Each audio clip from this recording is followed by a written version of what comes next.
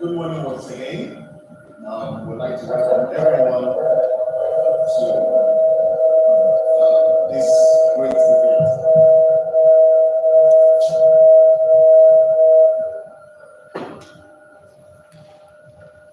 Hello. So thank you again for your presence in this place, and we appreciate everyone for coming. And to start, we would first like to take the national anthem. So we'd like to call everyone to rise to their feet so that we can take the national anthem.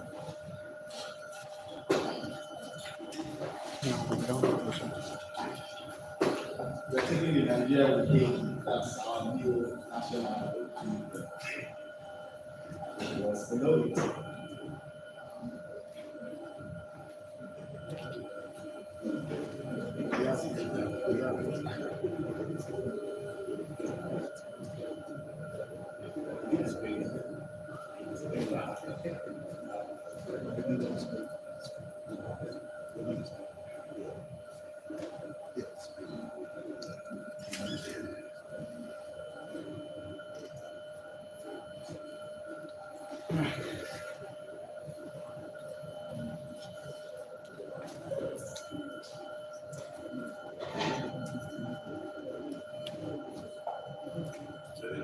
Okay, so let's take it.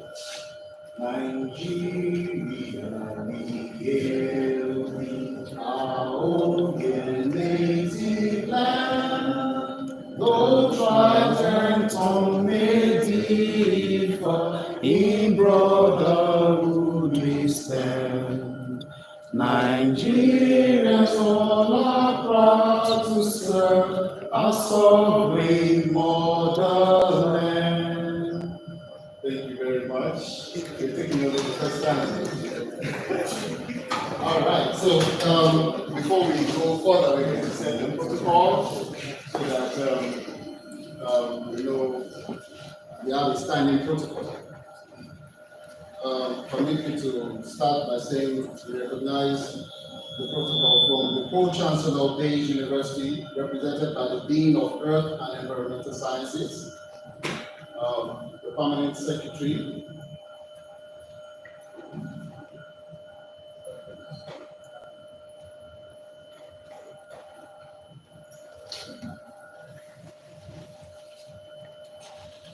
then the Permanent Secretary for the Federal Ministry of Interior.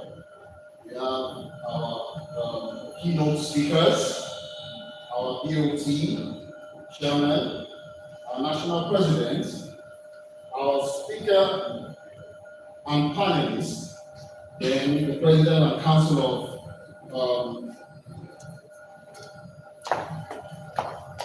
of other youth environment bodies are present, then the Dean Faculty of Earth and Sciences. So that's our standing protocol. And then at the moment, we're going to just quickly do a brief notification in case you need to use the restroom. The restroom for the male is on my right, this door, you go in there, the first left, then for the female, that door. Of course, these are also their exit doors, which you can go in through or come out. So, right now, we're going to call on our BOT chairman for the BOT Board of Trustees speech. Pastor Esso Jadu. Please let's give him a round of applause.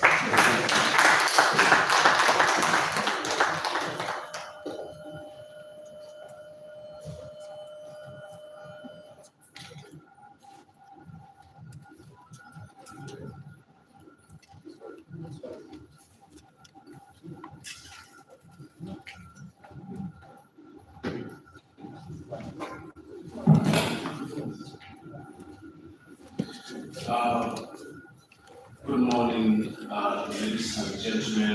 I want to stand on the existing protocols, but I want to especially recognize some people on ground. We want to thank Mrs. Okoro, Chairman of PZ. Thank you very much. You've been around. Let's dance together for her. When some of us were growing up, PZ was a household name that there was everything we needed in the house. So I believe that they will take back the market share. I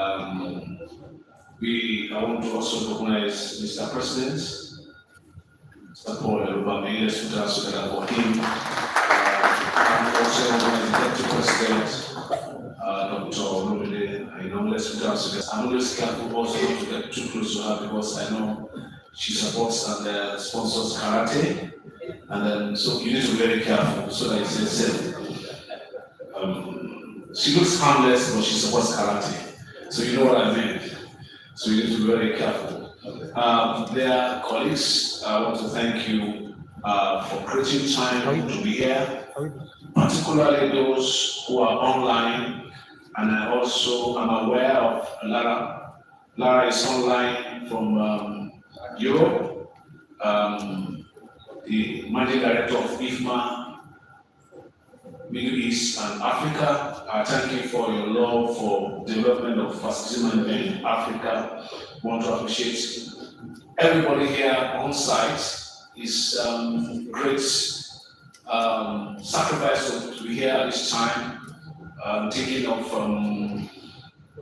the cost of travels now to move around in Nigeria, but I believe it's a very temporary challenge that we will overcome shortly. Distinguished guests and fellow professionals in the built environment, it is with immense pleasure and honor that I stand before you today at this significant gathering, the AFMPN FM Annual National Facility Management Conference. This year's theme, the maintenance economy and the built environment, the role of facility management, speaks to the evolving and crucial role facility management plays in driving sustainable economic development in Nigeria. Our journey as an association has been remarkable. The story of the AFMPN conference began in 2021 when we had the privilege of hosting the African Facility Management Conference, where the Association of Facility Management brought the event to Nigeria. Fortunately, I was on the board of trustee of the association. The event marked a milestone in the profile of facility management in our country. In 2022, AFMPN took a bold step by organizing our first independently hosted conference in Lagos. The success of that event confirmed our commitment to elevating the standards of our profession. Last year, we gathered once again in Lagos for another impactful conference that continued to build on the momentum. Today, we are delighted to be here in the nation's capital, Abuja, for our 2024 conference, our first in this city as an association. This expansion reflects the growing influence and reach of facility management across Nigeria. In addition to the rich discussion and knowledge sharing that will take place over the next few days, we're also excited to induct our new cohorts of registered facility managers, RFM. This induction is a testament to the hard work and dedication of professionals who are getting new benchmark for facility management excellence. These inductees will lead the change in ensuring that our built environment is efficiently managed and maintained for the benefit of all Nigerians and foreigners alike. We owe a debt of gratitude to our sponsors who have made these events possible. I would like to extend our heartfelt thanks to Base University for their generous support in providing this magnificent venue, equipment, and invaluable assistance throughout the planning process. I want us to please put hands together for them. Thank you very much, Base University. We express our gratitude to APIC managers, Kabak Debato, and GBFI for their generous donation which has been instrumental in making this conference a success. A special thanks goes to Engineer Oluseun Alabi, the Regional Director of Finance and Admin of AFMEX Bank, for his personal contribution. Your support amplifies the commitment of our industry leaders to the advancement of attainment in Nigeria. To all our partners, sponsors, and contributors, thank you for your unwavering support. As we embark on these 2 days of insightful discussion, let us leverage this opportunity to forge stronger partnership, share best practices, and innovate for the future. This conference is not just a meeting of minds, it's a platform for shaping the future of our profession and by extension our nation's economy. Once again, I wish you all fruitful deliberation and a successful conference. Thank you very much.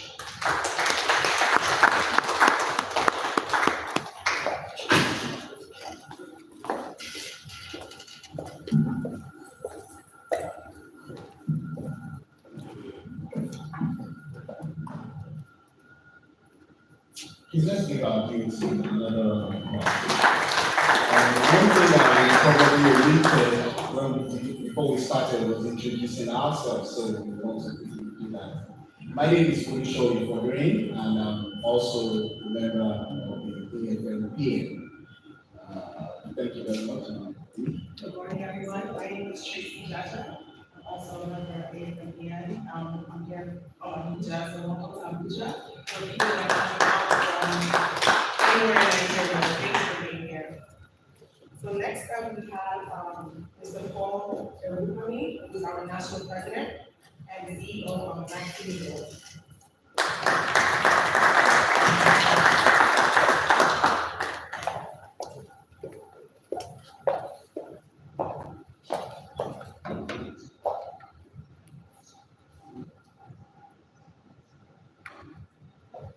Good morning, ladies and gentlemen. I would like to stand on this protocol as established by the hosts and our BOT chair. I want to especially thank everyone who are here for this conference. I want to give a profound thanks to our keynote speaker who has accepted to be with us and take a lead role in this conference. I'm really highly privileged to welcome everyone managing the conference.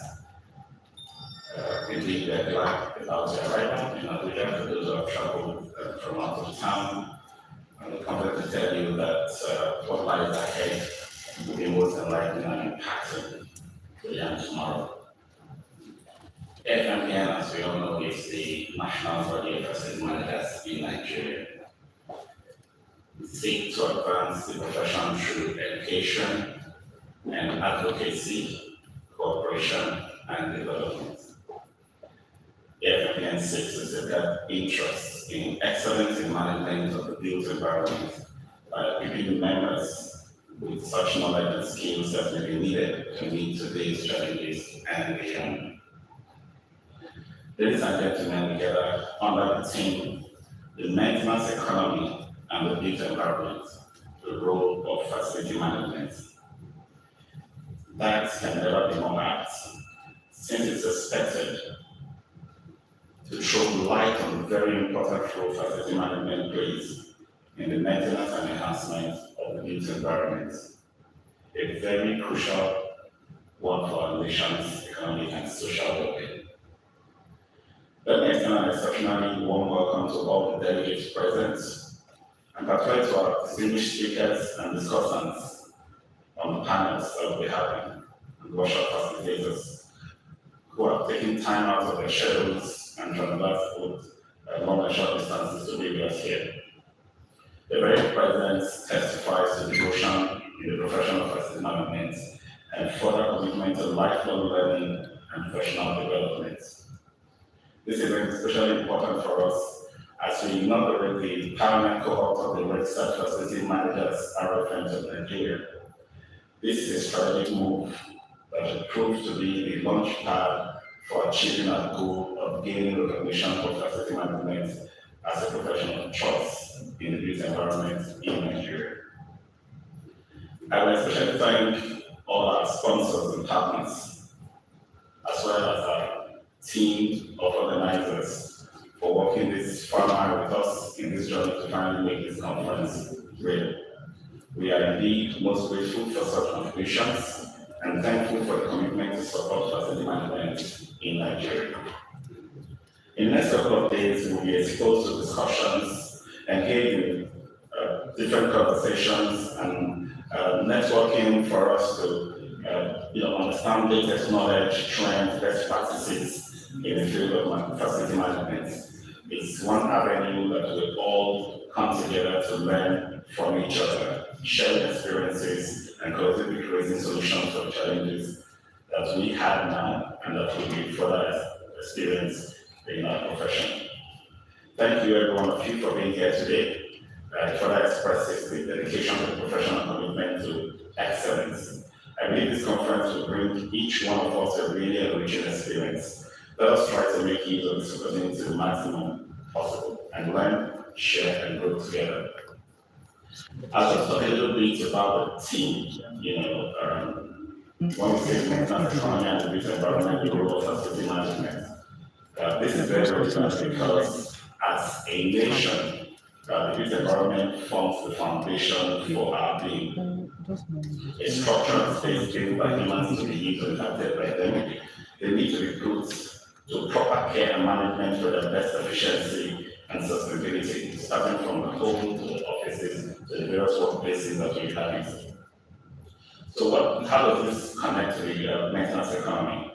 Focus on resources, on the preservation and upgrade of prevailing infrastructure is very key to what we're pushing for.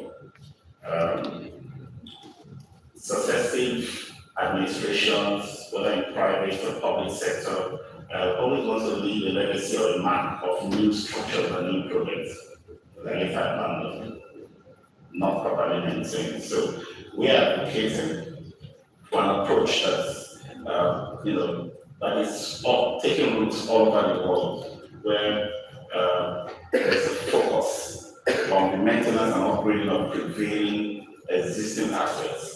So lengthening their useful life by reducing their environmental impact and identifying considerable cost savings. This strategy also not just economically viable, but also environmentally friendly. The notion of maintenance economy after all seeks to affirm better maintenance, preservation, and improvement of our infrastructure and built environment, rather than just building new ones. This is an ideology that is catching up extremely fast globally due to its presentation of a sustainable way of development. In essence, the maintenance economy is all about changing attitudes, building culture for maintaining culture. The awareness has been on an increase from Nigeria to the rest of the world that no sustainable development could be possible without a viable maintenance strategy. This includes the routine care, timely repair, and strategic upgrading of available structures.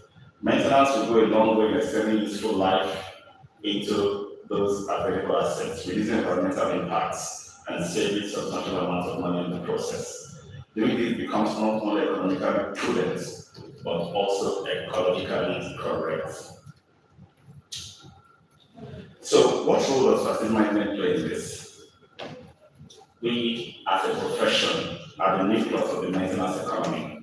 Our job responsibilities are broad, from doing the regular maintenance and repair work to incorporating advanced technologies and measures for sustainability.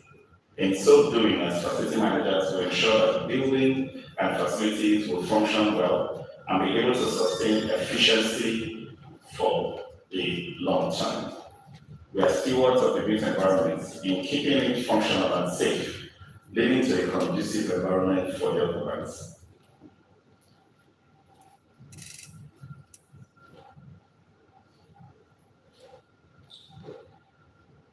And there are economic benefits to focus on implementing these maintenance strategies that we're talking about. First, we talk about cost savings, and we talk about this in terms of energy consumption and the reduction in disruptions of our operations. Facility management also provides employment and improves local economic development. By looking at our environment, we safeguard investment put in place for continued service delivery of these assets. The economic benefits of good facility management run deep and wide, having effects not only on operational effectiveness in their own individual ways, but outreaching into the national economy. When this is fully entrenched, facility management will be employing more than 20% of everybody working in the economy, and this will be a huge boost to the GDP of the country. Facility is also a service that supports local economic activities that needs proper support. Maintenance work commands an expert staff, a catalyst for creating jobs and opportunities for professional advancements in the community, thereby enlarging the local economies to increase employment to allied businesses supplying goods and services related to facility management.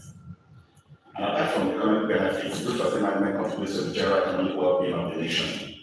Good infrastructure will attract investments to the country, since business and investors are most likely to invest in those areas where facilities are dependable and efficient.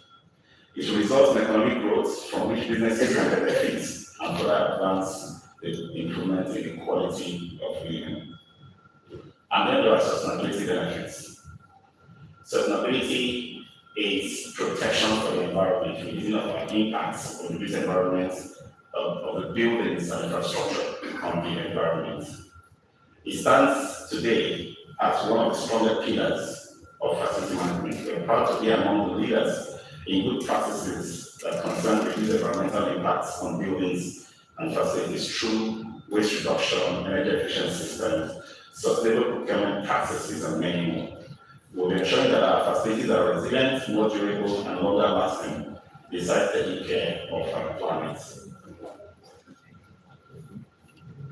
And then there are technological advances that come from this economy we're talking about. Innovations from building information modeling, BIM, Internet of Things, artificial intelligence, smart things and smart systems built into our facilities, all create jobs. They create opportunities for us to acquire skills and advance ourselves in our career. And they also help to create business opportunities for organizations. And then there's health and safety. Ensuring the health and safety of building occupants is a paramount responsibility of facility managers. We ensure the buildings operate within health and safety regulations. And then there's security. Facility managers are responsible not only for the health and safety of the occupants of their facilities, but also for their security. So all the measures we take to protect our spaces, to protect our people, are cardinal to this efficiency that we're trying to build into the built environment. Let's talk about policy and advocacy. What we're doing is contributing to policy and advocacy for the facility management profession in the maintenance economy. And this requires closer collaboration with government bodies, industry and professional associations, and other stakeholders. The major goal of the policy and advocacy for facility management is to engage with government bodies to be at the local, state, and national levels by participating in public consultations, expert submissions, and offering expertise to government departments on projects of strategic importance concerning the value of facility management. Raising awareness of government policymakers, business leaders, and general public knowledge of the importance of keeping and managing our built environment requires the use of all media, social media, traditional media, public events, anything to get information across and build support for action in the field of facility management. Currently, we are in the process of collaborating with National Assembly in drafting of regulation that supports safe maintenance and management of buildings and infrastructure through the proposed Facility Management Institute Bill, which seeks the recognition of facility management as a critical component of public infrastructure planning and development. Recent efforts to build collaborations and partnerships with other organizations and professional bodies in the built environment will ensure that the goal of passing the bill into law is realized and also provide the basis for adequate cooperation, coordination, and collaboration so that facility managers can easily raise their voices and overall power in advocacy.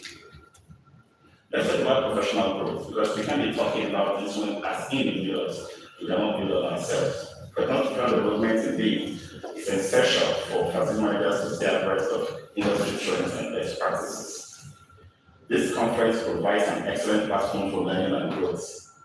Through the sessions we're going to be having, we can share knowledge, exchange ideas, and enhance our skills. Investing in professional development benefits individual facility managers and strengthens the entire profession. As we gather to explore the theme of our conference, it is essential to emphasize the importance of professional growth within the field of facility management and continuous learning. So, obtaining professional certifications is a valuable way to demonstrate expertise and commitment to the field. And I want to say a special thank you to all those 50 or so members who have made it to become registered facility managers of Nigeria Academy Sets. Thank you very much for the Thank you to everyone who has contributed to make this happen for the first time in planning for years. Getting certification, becoming certified, as CFM, FMP, SFP, Pro FM, and FM Mastercraft Diploma, which are all recognized globally to provide benchmarks of excellence. So if you're practicing in this industry, the door is open to come in, but you need to show commitment to professional growth. You need to take a position and gain one of these qualifications so you can have a voice as a professional in the industry. Networking and mentorship, powerful tools for professional growth. Building relationships with peers, industry leaders, and mentors can provide valuable insight, support, and opportunities for collaboration. And this is what many people who are not members of the association are missing. There are at least 50,000 people who work in facility management in Nigeria, and less than 1,000 who recognize themselves as members of the professional association in Nigeria.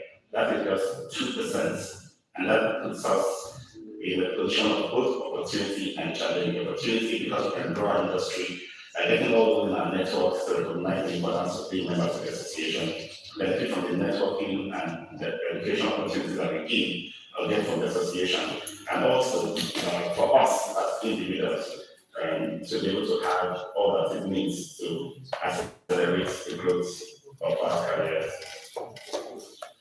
And then contribution to the profession. Professional growth involves giving back to the profession by sharing knowledge and experiences with others, and also participating in making things happen for the association. So when we have a conference, when we have a webinar or a seminar, participating, sharing of the knowledge, participating by sponsoring these events, shows contribution. And that's why we are especially thankful to happy managers. I see Madam here, welcome. Thank you very much for giving a round of applause. And we have all the other sponsors, Kappa, Beto, GK, and for putting out their monies where the mouth is in making this happen. And we want to especially thank Base University. We've never had any organization carry us the way they have carried us this way. So we thank the Pro-Chancellor,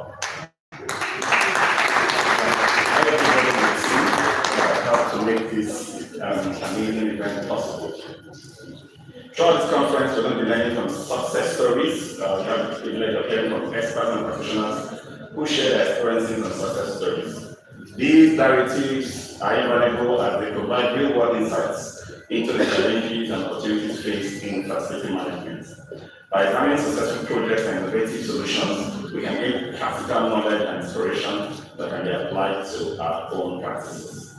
Success stories highlight effective strategies, best practices, and lessons learned from various facility management scenarios. They offer a glimpse into how others have navigated complex issues, implemented sustainable practices, and achieved significant improvements in their facilities. These examples serve as a source of motivation and a benchmark for excellence. So let's look after this. And then our industry is also beset by immense challenges. While the business economy presents numerous opportunities, it also comes with its own set of challenges, from budget constraints and aging infrastructure to regulatory compliance and technological integration issues. FX must navigate a complex landscape.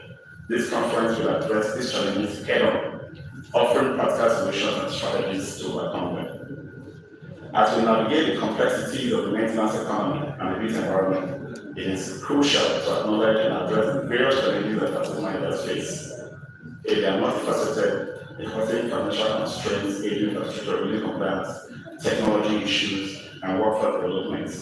Out of the last two, technology is still being imported. We have very little of the technology to talk about being designed, developed locally. Being models locally. How much of Internet of Things are being implemented in our facilities using our homegrown technologies. Okay, so these are challenges that we must overcome as a profession. And there are so many impacts of facility management to the national economy.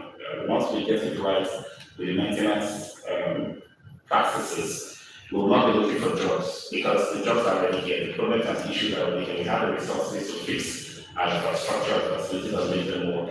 And the process reduces crime, reduces insecurity, and improve the well-being of every Nigerian. So, final thoughts over the next 2 days. We have a packed agenda filled with committee workshops, engaging sessions, and interactive discussions. They are designed to provide you with practical knowledge and skills that you can apply in your work. I encourage you to actively participate, ask questions, and share your own experiences.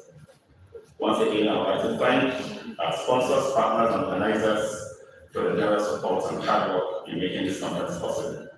The contributions are greatly appreciated, and we are grateful for your commitment to advancing the field of facility management. In closing, I want to express my gratitude to all of you for being here today. The presence is a testament to your dedication to the profession and the commitment to excellence. I'm confident that this conference will be a valuable and enriching experience for all of us.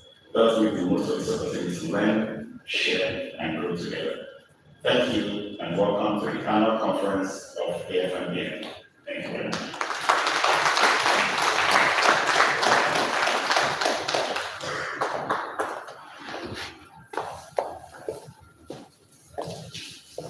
Thank you very much, Mr. Paul. Thank you very much for that. Before we move on to the next item on the schedule, we're going to make a little change.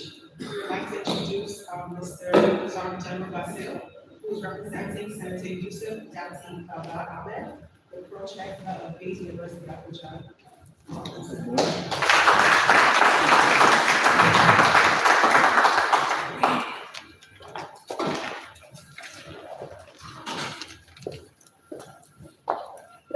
Good morning, all. First of all, I'd like to apologize on behalf of management.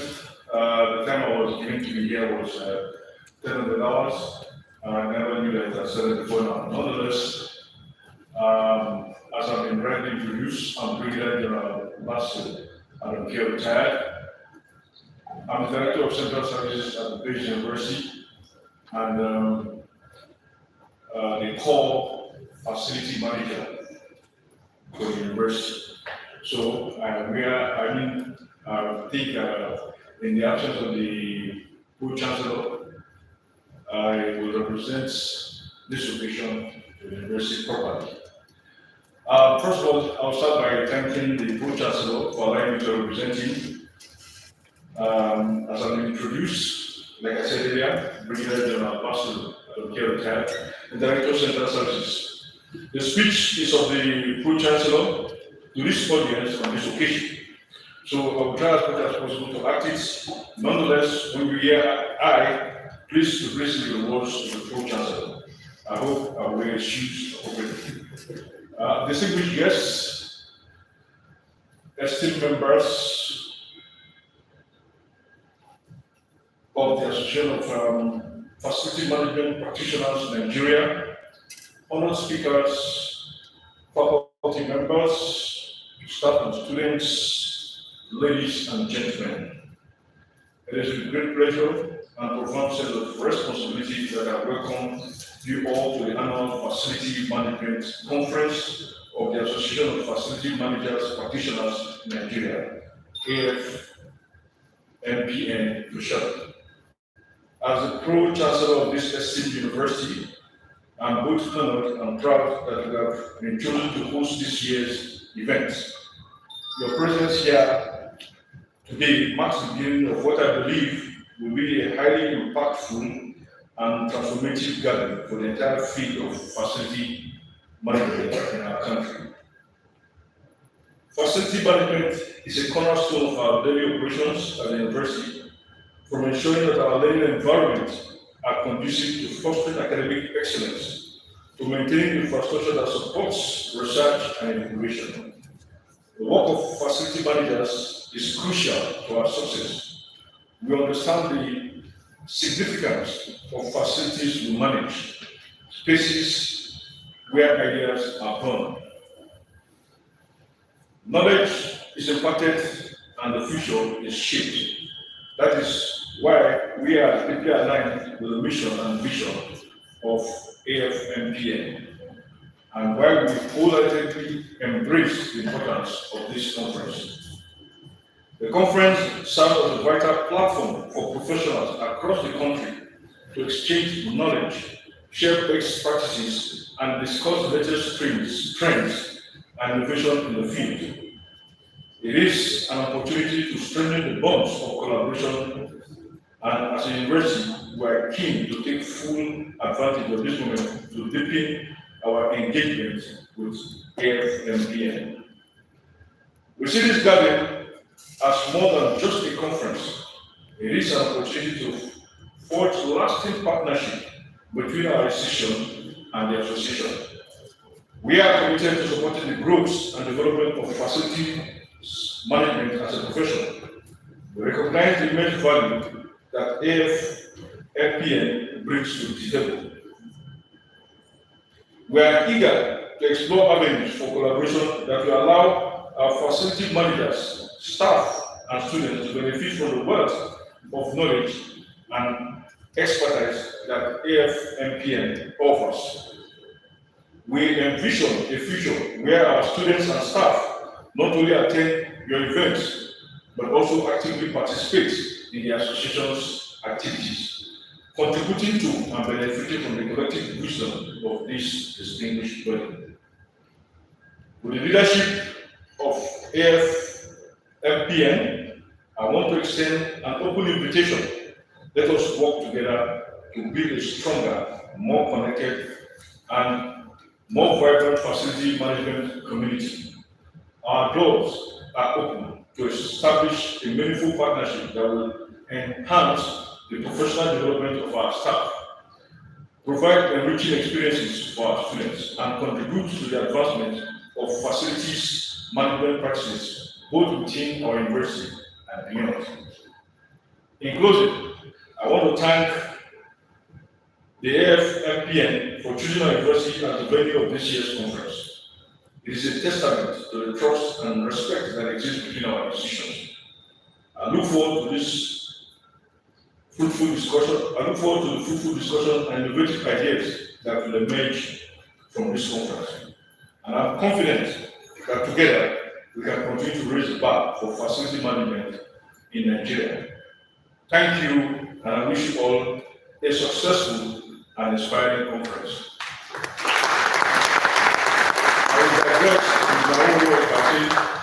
I wish us all well, and please, at any point in time during the conference, if you need any further assistance from us, let us know. On this note, I declare even though we have already started, the conference open. Thank you.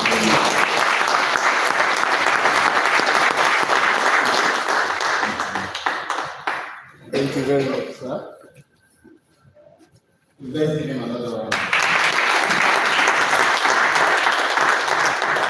So, right now, we'll be introducing our keynote speaker, and that's the person of Mrs. Ofeko Omoebi Okaro, the managing partner compliance professional peers. Please let's give that a round of applause.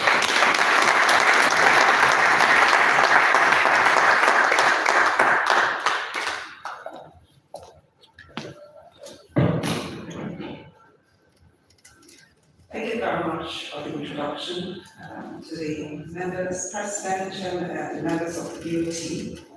I'd like to say thank you for the opportunity to be here. Special thanks to my QCOG colleague, Zainab, for persuading me to be here, not that she led much persuasion.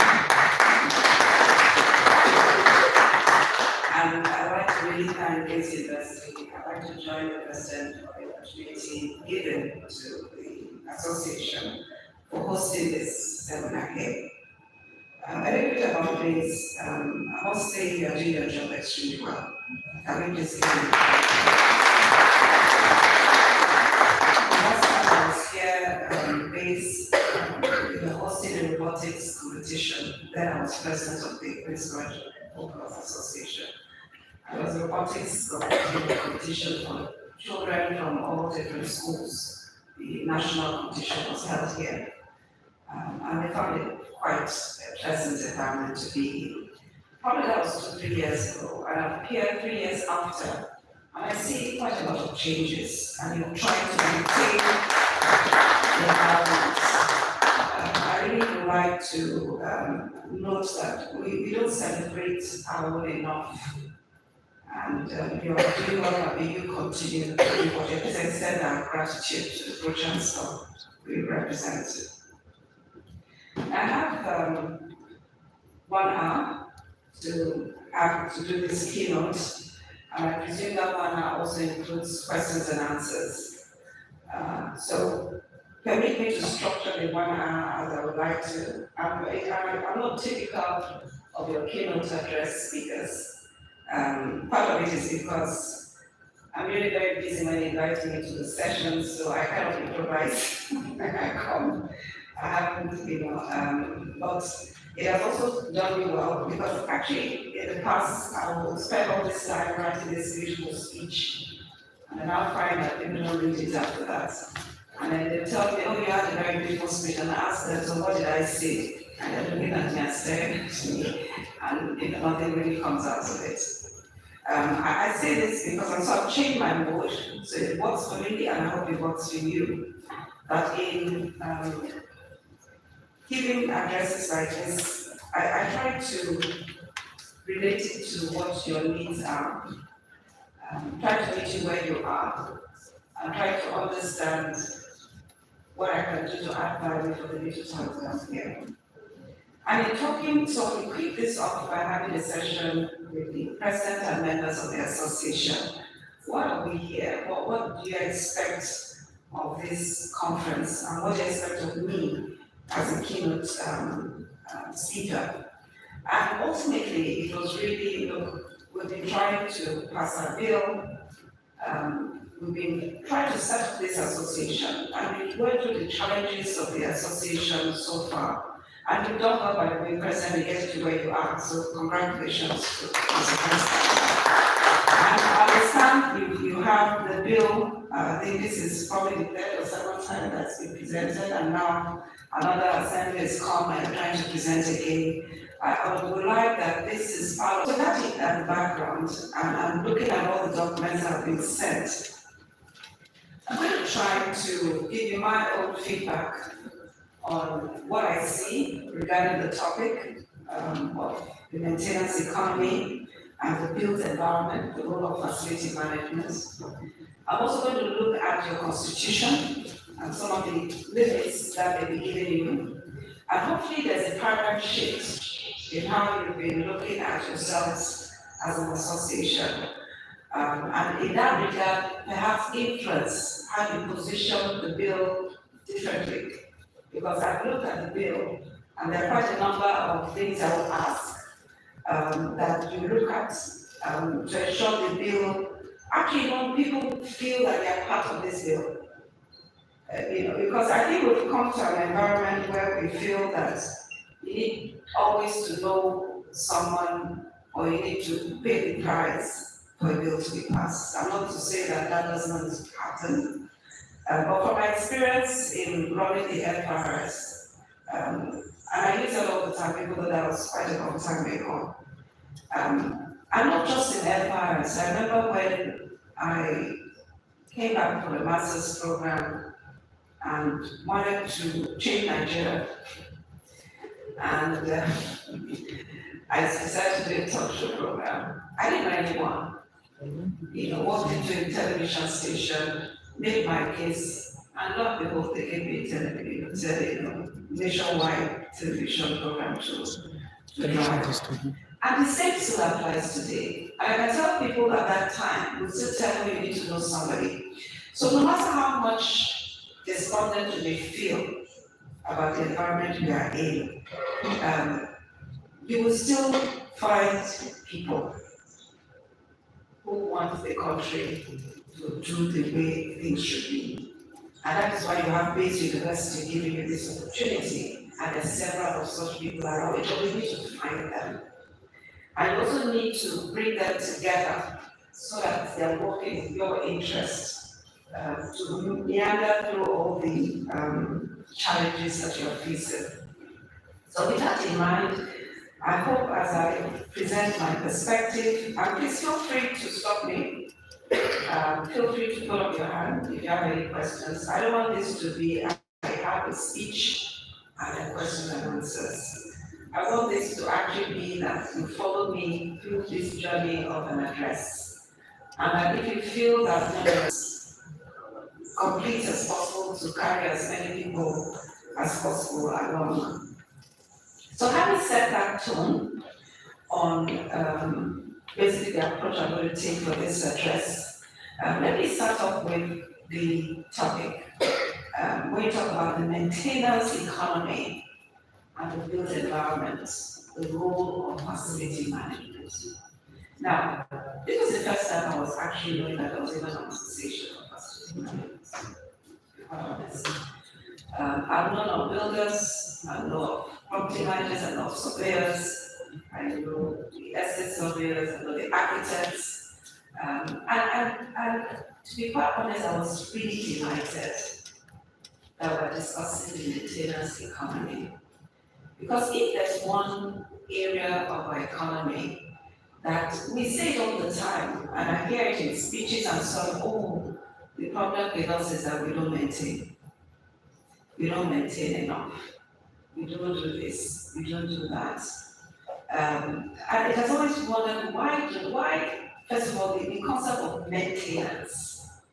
Why is maintenance not in our psyche? Okay, because it first needs to be in your psyche for people to value it. Because if it is not valued, and then the association that now wants to register facility managers, the environment that we are sending the bill to, we'll probably put it aside that this is not important.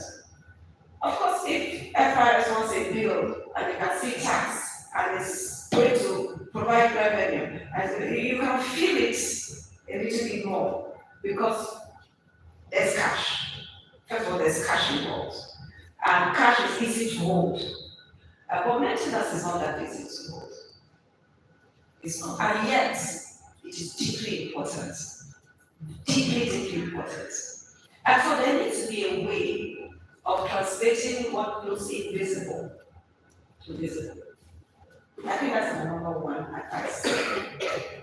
And one way to move it from invisible to visible is quantify it.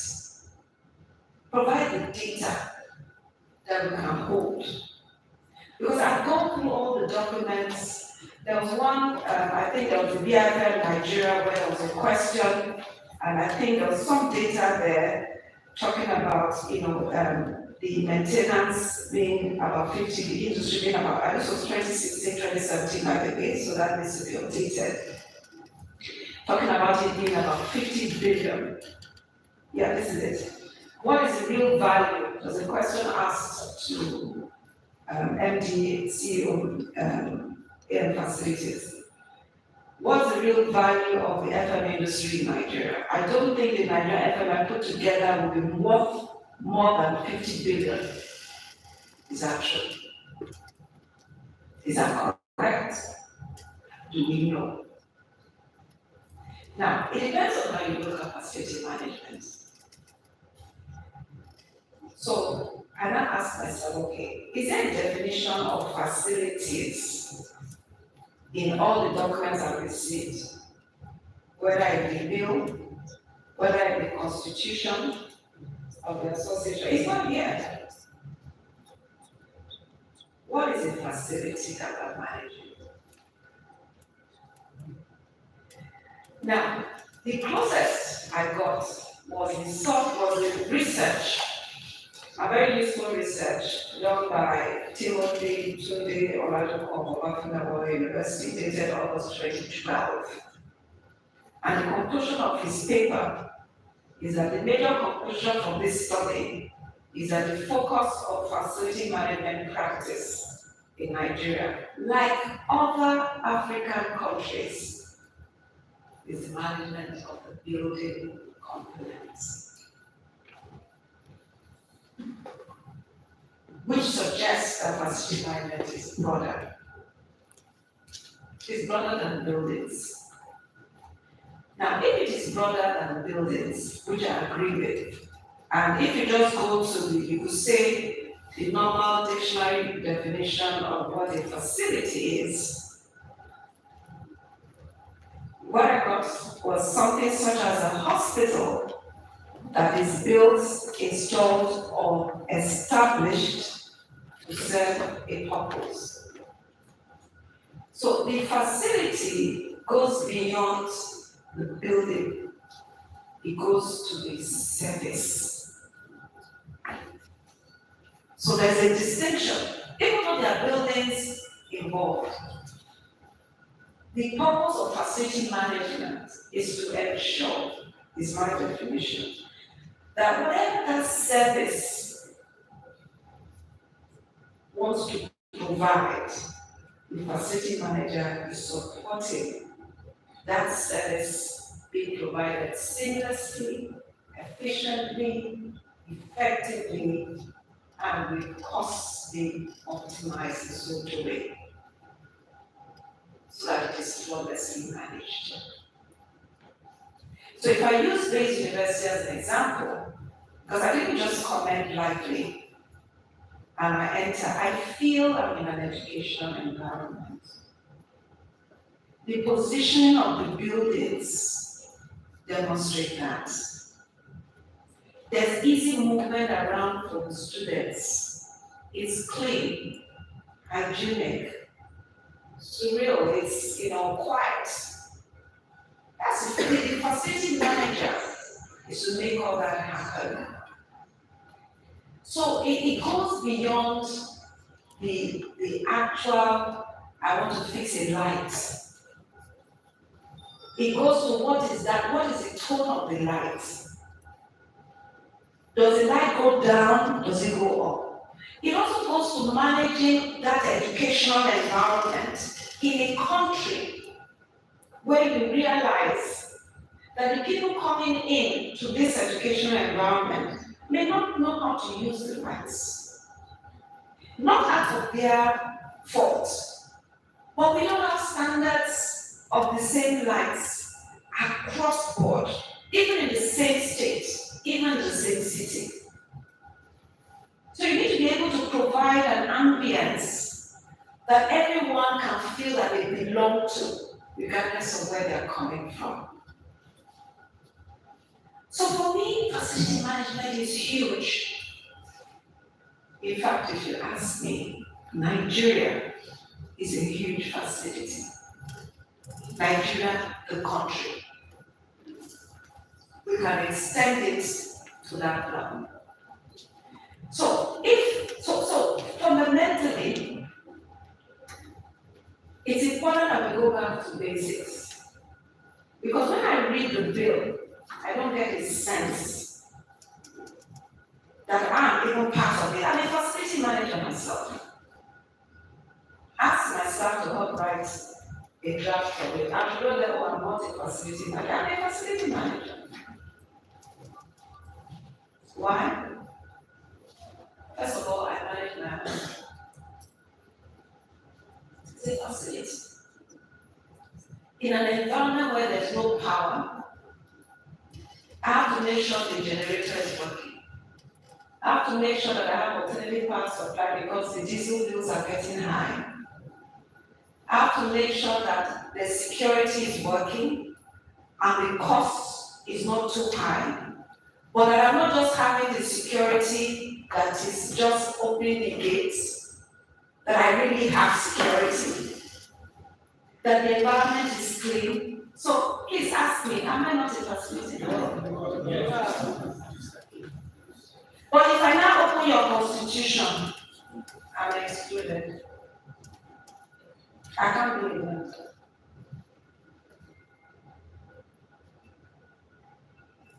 And so I think you're underestimating what you have. And you're limiting with your own hands what you can write. So that's number 2.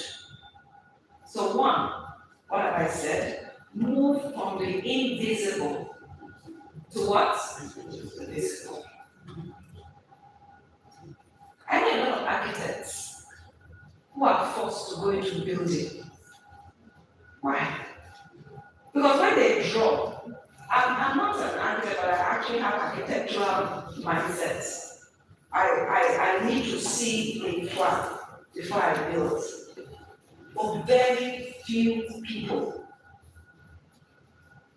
value that plan. So you now have architects doing building because that's where the money is. Because why people, when they see this 2-story building, they can't it. But when they say, this is what you're charging me for this payment. It's actually. So that invisible to visible in an environment is very, very critical. What's the second thing I've said? Sorry. Expanding beyond our application. Don't limit yourselves. Your scope is wide.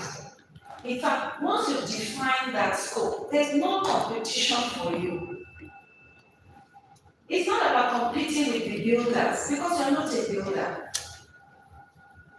You're not competing with the architects. They should have their own association. You're not competing with the SSO because they go ahead.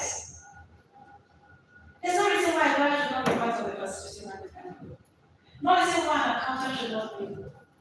No reason why a psychologist who is thinking about the psychology of the people and how you design to factor in that psychologist. So you create a melting point of people who can now relate to hold what they do away from the technicalities of their profession, which is what the association provides.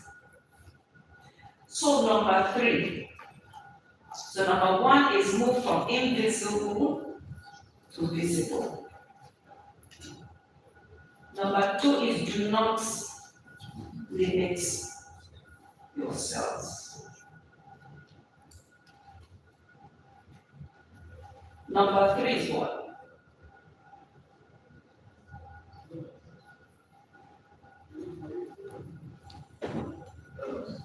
I decided. Sorry. That's number 1. Data is what makes you visible. What's the size of the market? What is facility management? That is, you can begin to touch it. Do not limit yourself. That's number 2.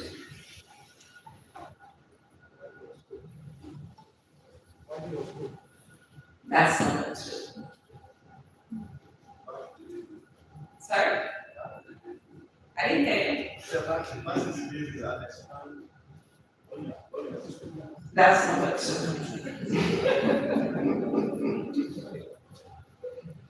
Back to the basics. Any other person? Sorry? Speak up, please. Sorry? it all inclusive. All inclusive, that's number two. No, but it's good that at least we are expanding on that. Make it all inclusive, that's number two.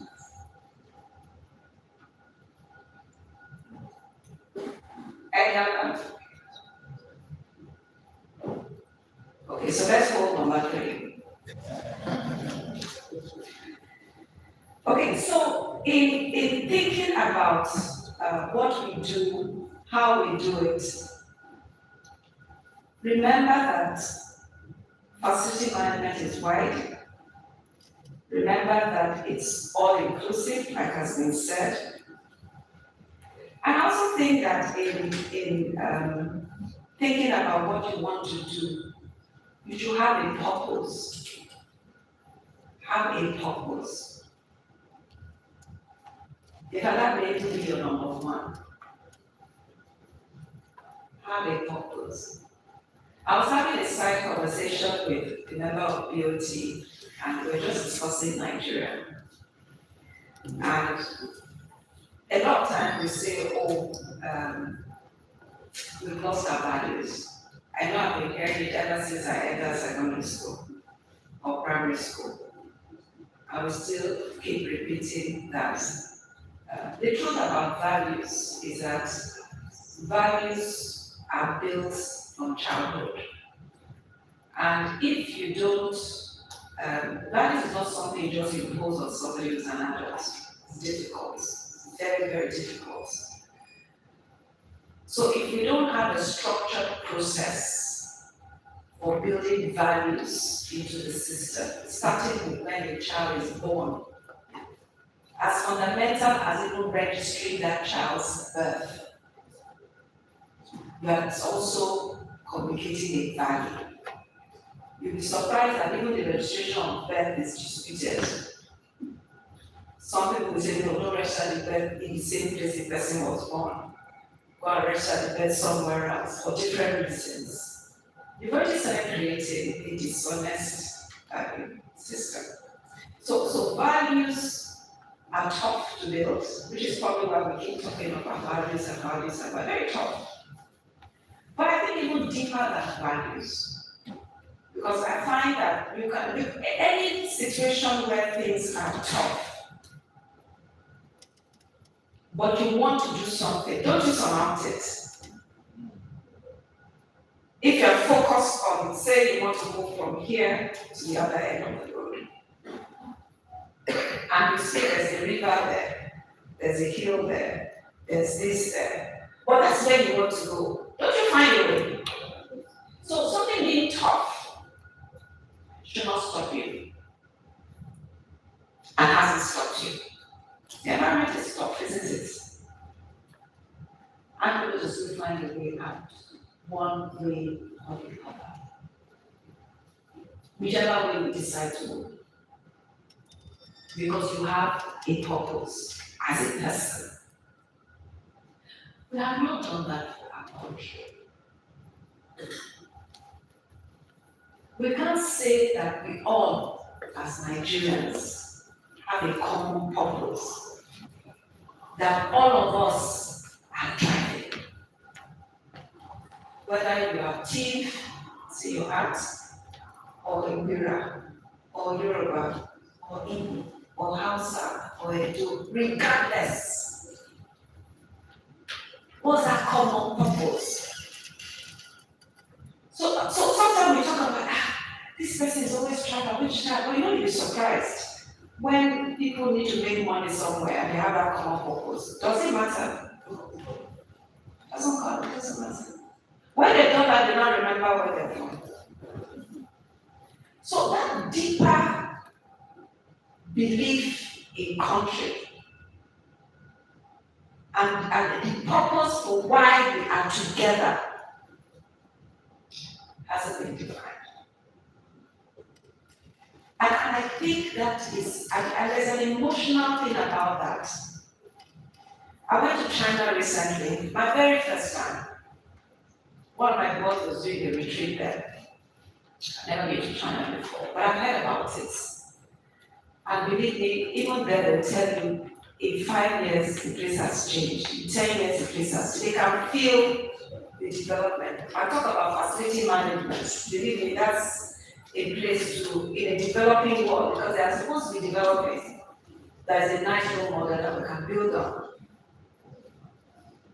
But that's not what is driving them. What is driving them is that they want to beat America. You can see it, you can feel it. In fact, they pride themselves on being tops in quantum computing. And they're doing it to make China tops. It doesn't mean they don't have criminals, they do. It doesn't mean they don't have money launderers, they do. It doesn't mean they don't have angels, reverends, pastors, different religious groups, even though there's a more homogeneity around the Confucius work discipline.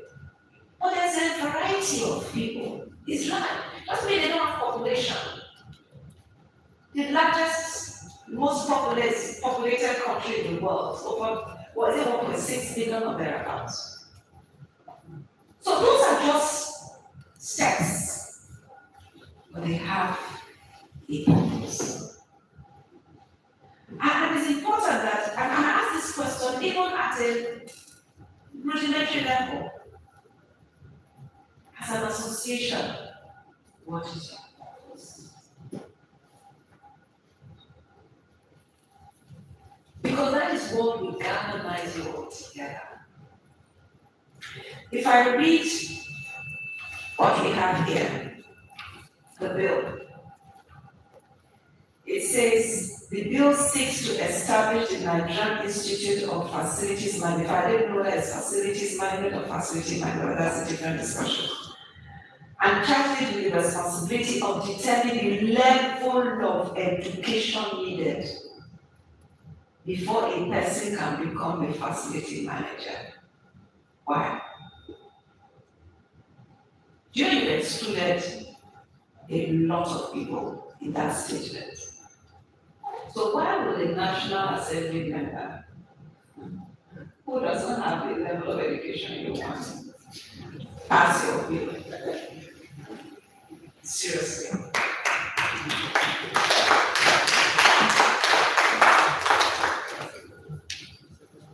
I mean, when I read that, I'm like, is it all? So I continue reading. The bill further seeks to establish the governing council, which shall have the responsibility of and again, setting the standard of education. So we are all about education. Seriously?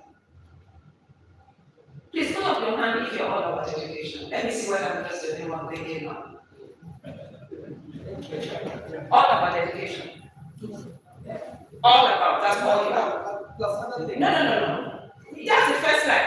You know, in presentation skills, they tell you that what you say in your first 2 minutes is what you were say, well, let me listen more. Isn't it? Yeah. So when you read this, they read the second one, will you continue? No. Because you're giving the impression, and that's all you are about. It's not visionary, it's not inclusive, just not use the right word. Then it goes on. The bill also seeks to register persons and organizations seeking to pursue and self-regulation and certified fit-for-purpose facilities, as well as regulate and control the practice of facility management profession. So maybe the very last thing you said, but even then, I would think in terms of first principles, you need to go back, determine your purpose. Who are you? Why are you who you are? When the president was speaking in his welcome address, he talked about infrastructure, working with current infrastructure. Does that cover hospitals? Does that cover parks? Does that cover estates? Does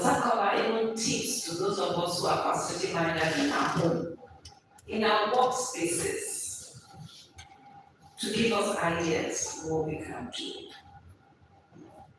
In this realm where costs are spiraling, you know, your role is fantastic, it's fun, it's over needed.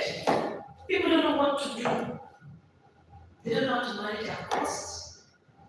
There's no information on which is better. Do you buy this kind of generator or do you not buy this kind of generator? Do you do solar inverter? Which kind of solar? There's no knowledge about that anywhere. For all of us. We are your constituency, all of us. But please define your purpose. So let me just ask a few questions, or actually just one.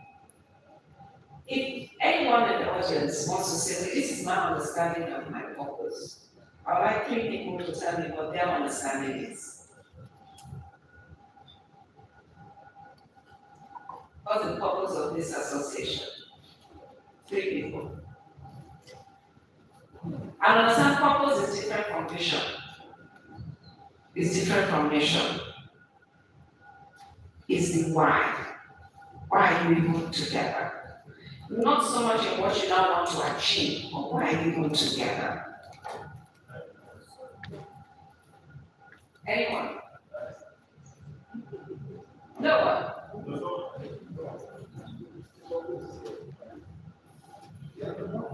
I think you should raise.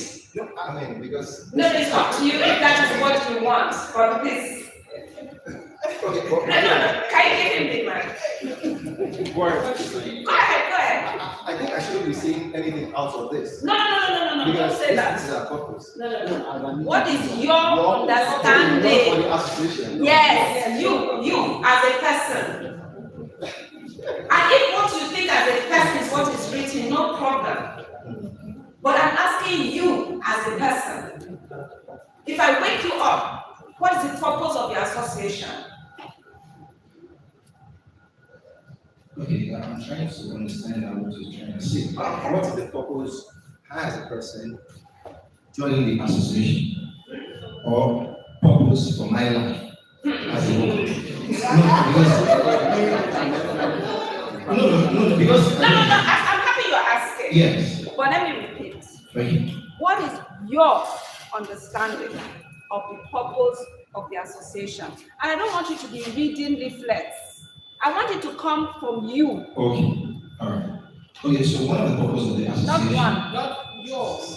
Your purpose. My purpose. Not several lists. Okay, my purpose of the association. No, not your purpose of the association. Your My understanding understanding of the of purpose of the association, Yes. right, is to provide training for all the built environment, specifically facility managers, because we have a lot of people who are practicing, but they do not really understand processes, things that need to be done in the built environments. So for you, it's training. No problem. Beyond training. So I can get to list, it's not just, so that's why I'm saying that, right? I need you to encapsulate in one sentence. In one sentence. What your understanding of the purpose. I mean, you don't have to say it. I don't want to put you on the spot. Exactly. And I really love that you triggered this conversation. Yes. I really love that. And please, let's give him a round of applause. Yes, there's a gentleman at the back.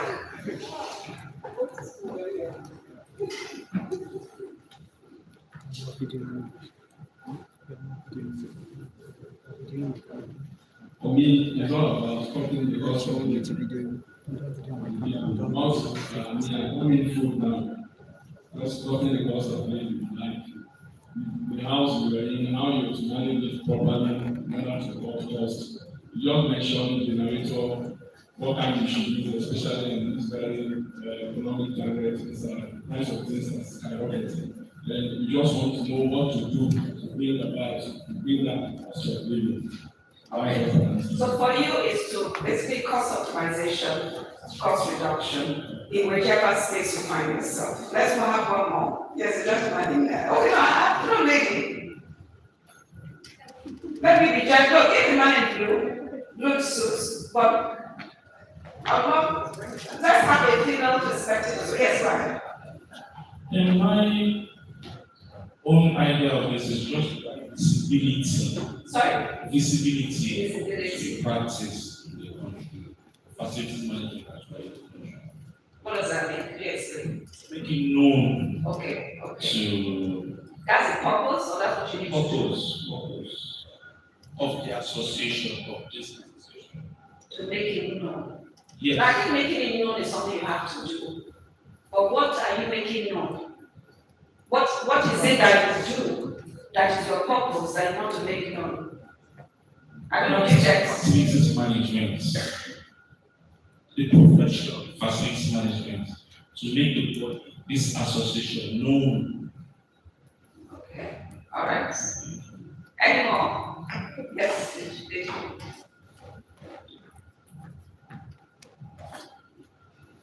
For me, I would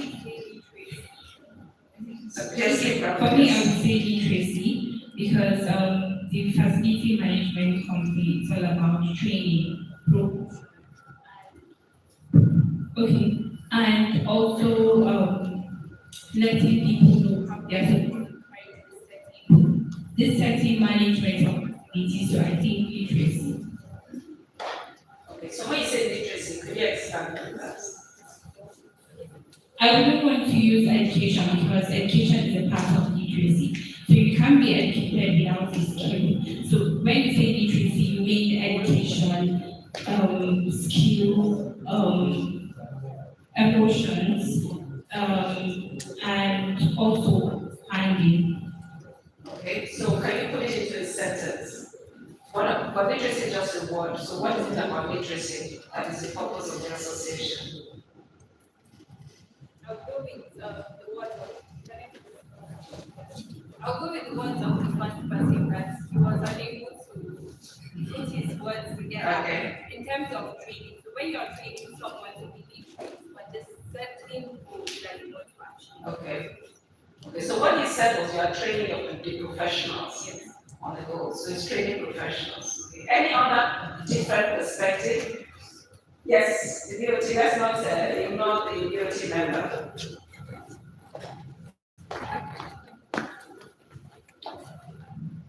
I want to first appreciate you for the key address, and it will be very blunt and very simple and down to earth.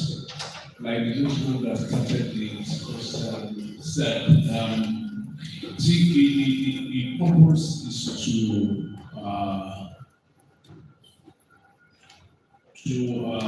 give a platform for people to recognize what facility management is. Like you said in your words, you see, all you're saying, you've been saying all along from the beginning, is all about facilities management. Only that, we have not reached to know what it is. If you attend any of the training or you are told what it is, which some of these documents are supposed to make known to you without even interfacing with anybody, maybe you have been properly informed. And that's the take home and the feedback for us to work on. There are hard services in FM, there are soft services in FM. The hard ones are people, the one that everybody is aware of, the fabrics and everything. The soft services are the one we're talking about. And it's very wide. The definition itself talks about facility being a multidisciplinary profession. I've met people from aquarium, people from legal, people who read education. It's the skill and the love for the profession that drives it. I've met people at the National Forum that some of that into tree cutting. I met a tree cutting company that's in about 6 states in America, and they're doing very well. To cut trees, the first time they told me they cut trees, I look back at home. Cutting trees in Nigeria is meant for the locals. You call somebody, come and cut a tree. But by the time they told me the details of what they did, I realized that they have mastered that aspect of FM and they're living on it. So it's So the purpose is? The purpose is to now make people, what is FM all about? So to speak. So provide a platform. Yes, for people to know what FM is about, and like you said, what can we contribute to the economy? When I come to the table and say I want to do FM, I want to register the association. Like you said, what is the profession all about? Is the architect feeling threatened that why are you coming here? Are you trying to encroach into my space? The builder is thinking, are you trying to come to my space? If you don't really define what you want to do, instead of collaborating, it will now be as if you actually contending. I mean, it's a very big feedback for us to So see. a platform that provides literacy on financial management literacy and encourages collaboration for all those in the field to ensure you achieve that ultimate end of cost optimization or value, something to that effect. Thank you very much. And let me just go to, so can we read what is there? There's something, you want to say something else? Yes, please.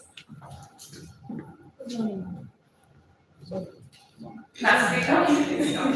Okay, for me, I feel the purpose I want to achieve in this association should cut across the people, the place, the technology, and the process. So if I can understand that, that will be packed into the box to be able to, if I identify with what you spoke about, if I get the identity of these four places, it gives you an insight of how to now process on how to go on with the facility management. So if you know the place you're dealing with, you know the technology that is available there, you know the process in which you need to go on with what you need to do, you know all these nitty-gritties, I think it will make the facility run well. So you have to identify it. That's my own purpose. And if I can make my people understand this, it goes a long way. So the knowledge of it seems seamless for me. That's the purpose. Okay. Can you please read what is on this for the purpose? The purpose of the association is to provide a national platform for the promotion of facility management practice in Nigeria through 1, continuous professional development of facility managers, 2, stimulating a competitive facility management industry, 3, leveraging international partnerships, standards, and best practices, 4, development of relevant local standards, 5, benchmarking aimed at actualizing national development goals and contributing to national development. 6, working with various stakeholders, affiliate organizations, similar bodies, associated professional bodies, national and international FM bodies to achieve the association's objectives. So it's a start. What? Okay, want to say something before I close on that? Yes. Thank you very much. Actually, I want to really emphasize, add little to what facility management is all about. We've been reactive in all approach, and this is causing a lot of giving us an onboarding cost in all ramification. So facility management actually came in as a proactive issue it has esteem on performance. And as a lawyer, you can be a facility manager, and it cuts across all disciplines. It has esteem on performance. So if you are whatever you are doing, if it is not working well, you engage a facility manager. If you have a workplace that is not giving you as desired, you can meet a facility manager. You look in and see what actually is wrong, and how can you now do to really improve it. So if you are your human resources is not giving you as desired, you will now look at it, look at the participation, look at the strategy, how do you now improve on it? And if you are value you are getting, it's not giving you what you want to approach a facility manager. So facility management has relevance on performance. So thank you very much. Thank you. So actually I like that that's making it that. You want to say something? I was going to just let me give you one more, and then there will be no time for questions and answers, we just wrap up, okay? Thank you very much. I think the questions you asked from your narrative That's something. You know, when the questions are right, then the answers will also follow suit. Sometimes some questions that you ask with something in mind, and the person answering the question will not actually know what you have in mind. We've actually covered it, but let me go through for one of time. Facility management is very encompassing.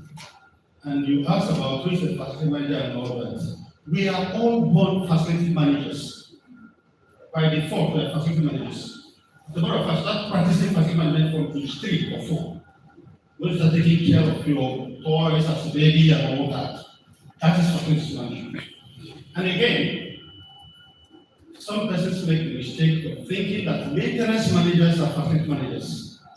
Maintenance managers are not facility managers. Maintenance, operations, legal, and all that are some of the core competencies in facility management. As a matter of fact, as of today, there are about 11 core competencies of facility management, including human resources, leadership and strategy, real estate, operations and maintenance, name it. Let me tell you, incidentally, I'm an engineer, but engineers are worse of all the facility managers, by the way. We look at bring and mothers. Most of the facility managers I work with that do so well are from administration, marketing, human resources. Okay? So now when you ask the question, what is the purpose? What you have there is just an overview. There's much more. Then we talk about education. It's not just that you have a university degree. No. A carpenter is educated so long as he's a competent carpenter. A plumber is educated so long as he's a competent carpenter. What do we do in this profession? Our continuous professional development take people from down and move them, go up, and then they become up there to become facility managers. Remember, the first thing is facility management in definition comprises all professions, and then in each of them we have core competencies. But then there are this thing we call ourselves jack of all trades and master of all. Why? And I think I'm sure you already have the floor, so let me not talk much. I hope we've got to deliver what we're going to man. Yeah, very, very much so. So that's for everybody. I'm going to look here doing this. Can I have the mic? Because I don't know whether I can take this with me. Now, if we look at this, what we have here, there's a reason why I said, when I was identifying the 3 things we need to do as an association, that is important that what I ended up with, we start with it. What we have here is what anybody may want to do. It doesn't really define the purpose in such a way that the engineer who's already in the engineering association wants to come. The builder who's already there wants to come. The accountant wants to come. It's not clear. And it's too long. In fact, these are the kinds of things you put in your strategic plan. As the things you want to build partnership. That's not your purpose. It's what you should do. You can't succeed as an association if you don't build partnerships or collaborate. So it's important that you do that or leverage national. It's not a purpose. So I think it's important that we go back to, in a sense, first principles and be clearer on your purpose as an association that embraces, so everybody feels, this is an association I know I can be part of. And I will learn whatever skills that will give me a platform, and I feel included. Because you have development of relevant local standards. Everybody is developing local standards. So you are competing with other associations. That's not to, is it local facility management standards or just local standards? So again, those are details. But try and do a very short, sharp purpose. Not more than a sentence. on who you are, and then your vision and your mission will follow. And let me end because I think I have just 11 more minutes. In our environment, and again, remember that in this research paper, there was something here that said, we see facility management as management of buildings, not just in Nigeria, but in Africa. And I told you about when I visited China, they want to beat America. A lot of Africans know about Nigeria to set the standard. There's so much you can play in galvanizing that. And Africa is an has infrastructural deficits, maintenance deficits. But let's start from home. So there's so much work to be done. But please, don't let's create an environment that undermines the plumber who did not go to school, was an excellent plumber. He has the skills. And your role, we talk about literacy, so don't let him know how to read and write. Basic things like that just enhance his capabilities. Like professional qualification, in those days, you didn't need to go to university to do certain professions. All you had to do was primary school. Get a primary 6, you read and write, and you learn a trade, and you have a livelihood that can feed your family. Can you imagine being in a facility, your plumber doesn't know what to do, your gardener doesn't know what to do. And even by even talking plumber and gardener, we have a deficit in employment in our country today because people have gone to school. You tell them there's a deficit of plumbers.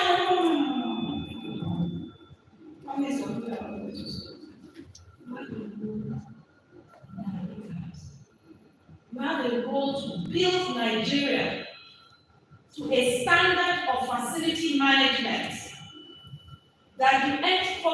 It's not what I see, all the flowers in front, but I said, please, can I go to the toilet? That's what I do. Or I enter an office building and I find that the chairs are turned here, turned there, and they say they're making a lot of money. I say you're still in this place. You can't repair your chair. Then why are you here? Something says, how long does it take to just give a carpenter fix this chair? You see that the thing is rocking. Please do not underestimate your role. Find that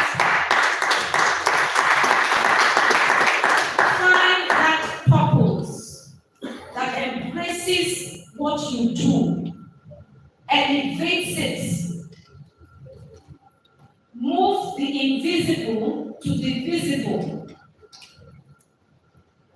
expand your territory, conquer your community first, actually your association first, then your community, then your country, and then the continent. And I wish you all the very best of luck.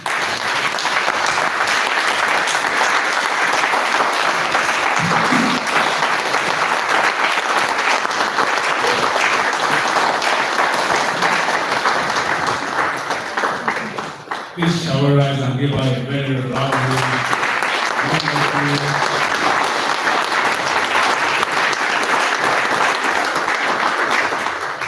Please, let's have a seat. It's my first time of seeing her person to person. I've been following her for a long time.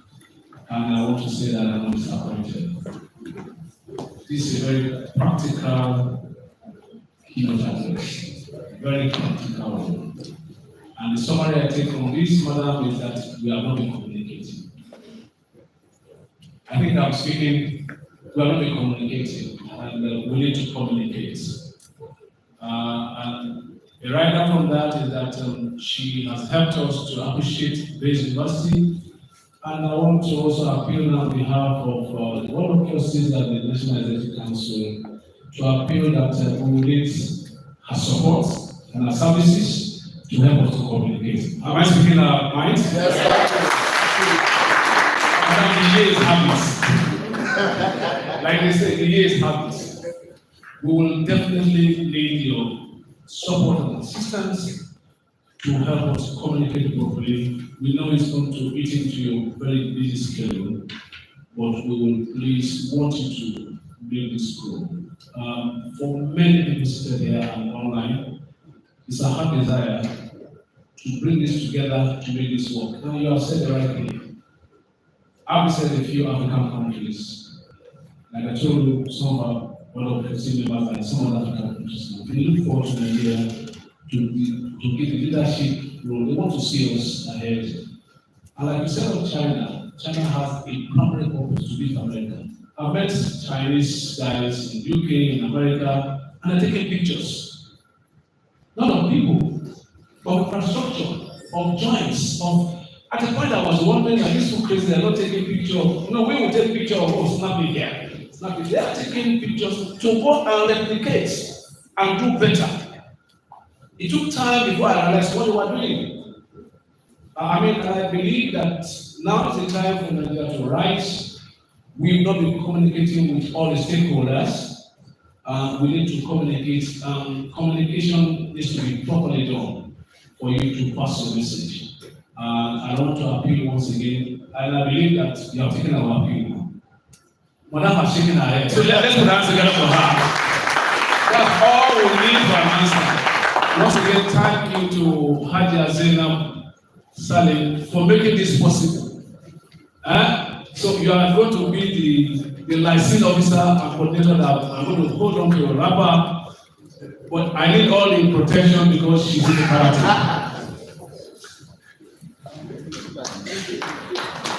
Wow. I mean, this is one session that I know that I gained a lot. You know, back in Lagos, because I came from Lagos, and one of my bosses said, Felicia, there's a project that we want to do, and we want to coordinate it. So, because I requested for 10 working days leave, that I want to be in Abuja and then of course relax. He said, we are not going to Abuja. I said, sir, now your leave is cancelled. I said, sir, I would rather shorten my leave, come for this Abuja, then come back and do the project. But I will not come to Abuja. No, I have to be here and invite her. And then I came here just to listen to her, and I'm like, so my boss would have made me miss out on this. Never. Please can we just standing in vision, please. You know, at this moment, we're going to say, so at this moment, it's wow. You know, when she asks those questions, when she asks those questions, you have to start thinking again and see how your teacher has to come. So myself, so what's the purpose? So something I would say is that for us, my understanding of the purpose is that we want to make people's life comfortable and then have the businesses growing in whatever we do and however we do it. Just make their lives comfortable and their business grow. And one thing we did not do, which I would like to correct, is do justice by letting us know the person that actually came to talk to us. So I'm just going to do briefly read our profile. You know, because that is, you need to understand who came to talk to us.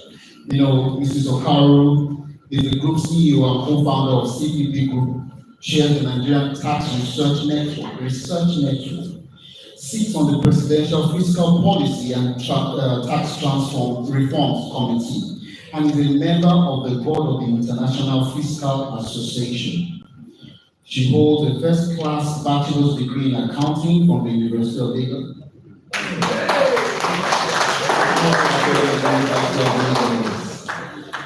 A master's in management science from Imperial College London, and a master's in public administration from Harvard University, Cambridge. She was the 2019-2020 AIG Fellow at Oxford University, Blackbird School of Government, based on a transformational work as Executive Chairman of the FIRS between 2004 and 2012. She currently serves on boards of Aftercare Limited, PZ Christian, Nigerian PLC, Nigerian Breweries PLC, MTN, Nigerian Communications PLC, International Fiscal Association. I mean, and then we will not have this kind of. This is a sumptuous meal. I mean, a recipe that we should all try to know how to make. Our past memberships include Independent Commissioner for the Reform of International Corporate Taxation, Chairman Lagos State Employment Trust Fund, Independent Director at Central Securities Clearing System, Diamond Bank PLC, now Access Bank PLC, and Seplat Energy PLC. Prior to founding Restore Limited, a member of CPP Group, she was partner strategic services at Dr. Anderson and Co. Now KPMG and PUD My expertise lies in taxation, strategic planning, change and performance management, execution and corporate governance. When not working, Mrs. Ufeko enjoys dancing, singing, and solving puzzles. She is also engaged in reflecting and exploring on issues that push the Nigerian and African development agenda. And why would we not be hearing that we need to repurpose our purpose? All right, so thank you so much. I'm so glad to be here. I'm just going to look for your social media follow me. This time. Thank you very much again, Mayor. That was a wonderful keynote speech. We really appreciate it.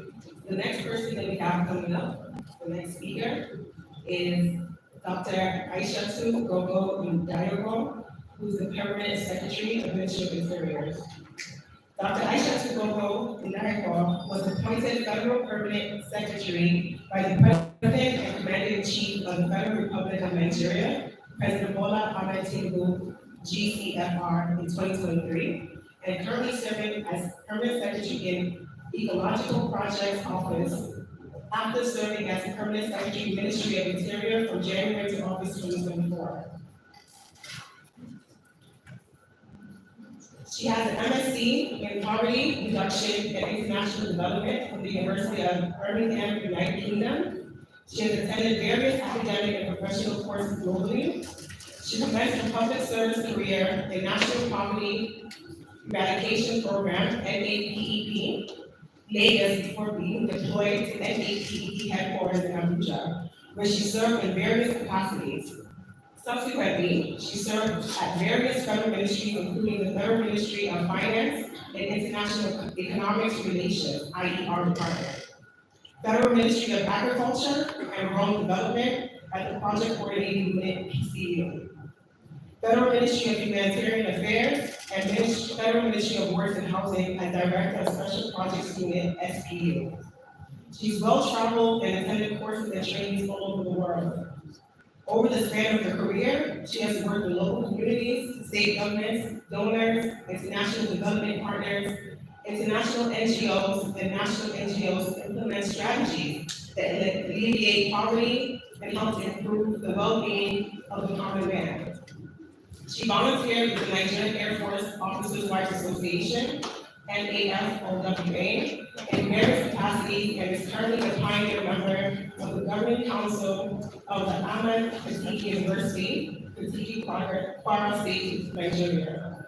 She's a recipient of many awards, including an honorary doctorate degree in public administration from the University of Entrepreneurship and Technology State of Denver, USA. Fellow Association of Nigerian Public Administrators. Her hobbies include positive engagement with youth and youth counseling, girls' child development, indigenous language and cultural preservation, traveling, reading, volunteering, and working out. So please let's welcome.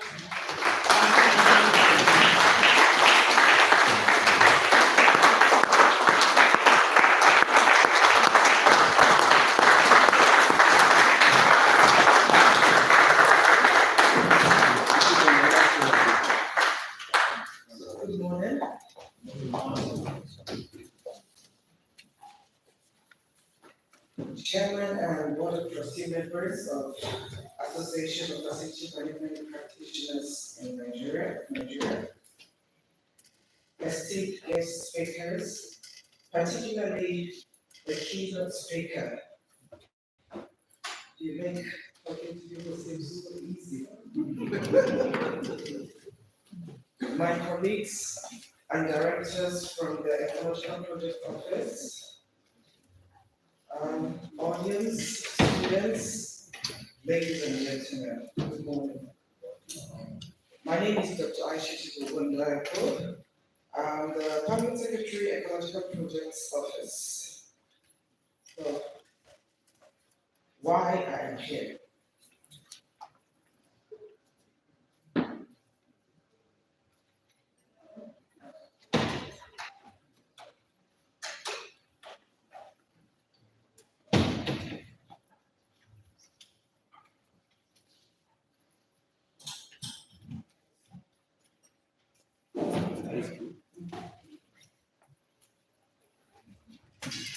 I'm a public servant, and as a civil servant, we are custodians of federal government assets, including things like airports, embassies, schools, hospitals, markets, parks, government buildings. As a permanent secretary, we need the teams. We need the teams that are responsible for management of government facilities for the benefit of all.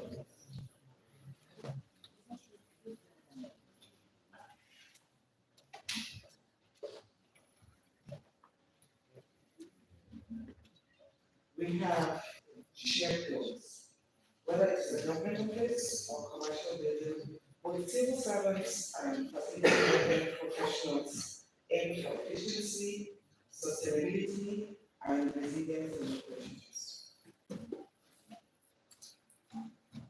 Actually, what I just said, policy meets practice. Bridging policy and practice. We are in this together. So, this is going to be just a brief overview of how the presentation will be. Introduction. Yeah. So that's what a brief outline of the presentation is. Introduction, key technologies driving digital transformation, future of work, a civil service perspective. Linking digital transformation to federal civil service implementation plan, benefits of digital transformation in facility management, F-shape in action, challenges, recommendations, and opportunities for collaboration and collaboration.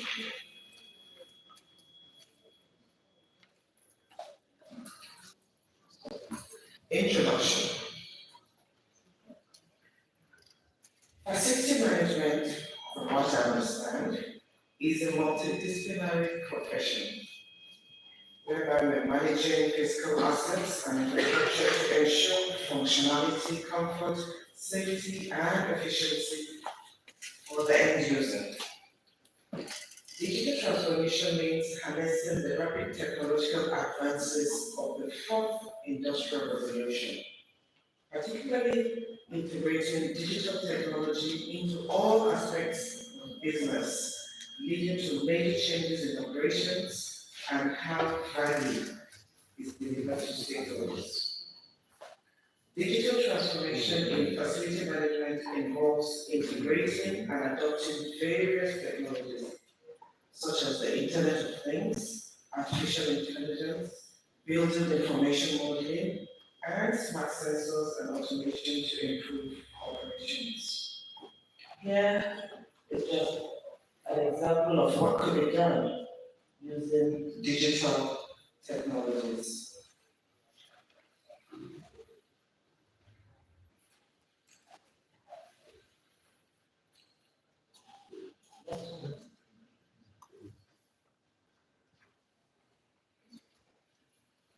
Some of the key technologies driving digital transformation in facility management are Internet of Things, connecting devices for data collection and automation monitoring of business, artificial intelligence and machine learning, intelligent systems for decision making and optimization, predictive maintenance, analyzing energy usage, using building information modeling, 3D modeling for design, construction, and streamlined maintenance and decision making, using cloud computing and mobile solutions, data analytics, analyzing historical data and data sensors to make forecasts, predicting equipment failures and downtime and saving costs. The future of work. We all realize that during COVID, we had to change how we work. Currently, a lot of organizations are using remote and hybrid work models. There's increased reliance on technology, a lot of smart buildings and sustainable structures, and health and safety compliance and standards are being integrated into buildings. Now, facility managers must integrate these IT solutions to address dynamic technology-driven workspaces and meet evolving health and safety standards in a rapidly changing work environment. The civil service perspective, the role of the permanent secretary.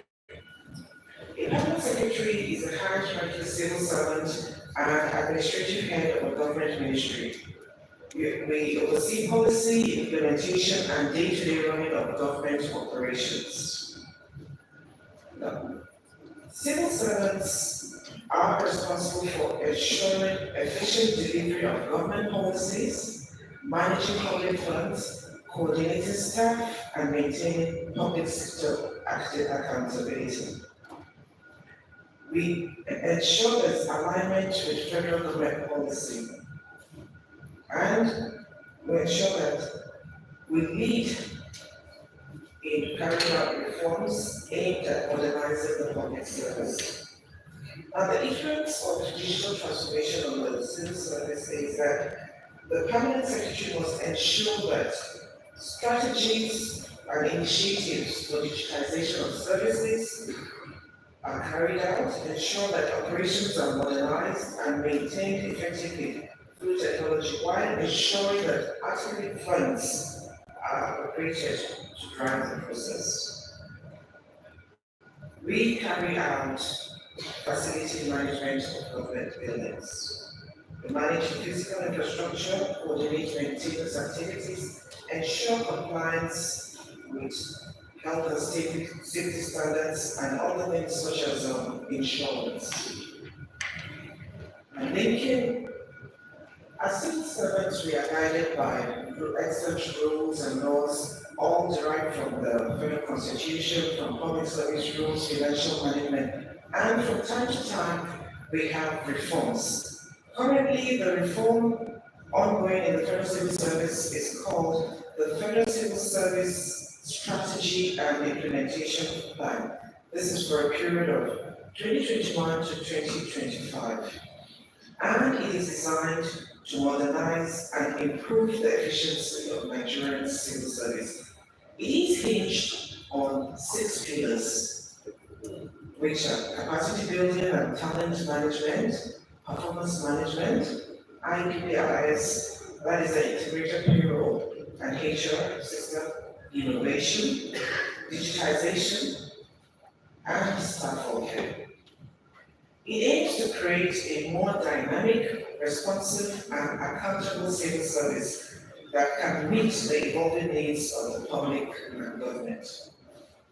FG 2025 provides a roadmap for transforming federal ministries and agencies to deliver high-quality, sustainable services. Now, linking digital transformation to FG. One of the key pillars of FG is pillar 4 and 5. And this is innovation and digitization of content management services within the civil service. So it outlines processes and automation of operations. And like currently in the Office of the Head of Civil Service, we have already started enterprise content management where everything in the Head of Service office is digitized. Also, we have started enterprise office space system management, whereby we make better utilization of office spaces. Then, in the F-shape, we also have the plan for implementing one government cloud strategy, whereby instead of us all working in silos or using different apps or different internet solutions, one government cloud strategy will provide standardization of softwares and a secure data storage system across all federal MDAs. Also, we have the component for asset management for efficiency and providing data-driven decision making. So as you can see, facility management is an important component of F-shape 25. Benefits of digital transformation in facility management makes operations run efficiently. It automates basic routine tasks. You have enhanced service delivery. You have predictive or proactive maintenance. You have informed decision making based on data. And all of this align with the goals of F-shape for improved service delivery and operational efficiency. An example of F-shape in action, that's what we have there.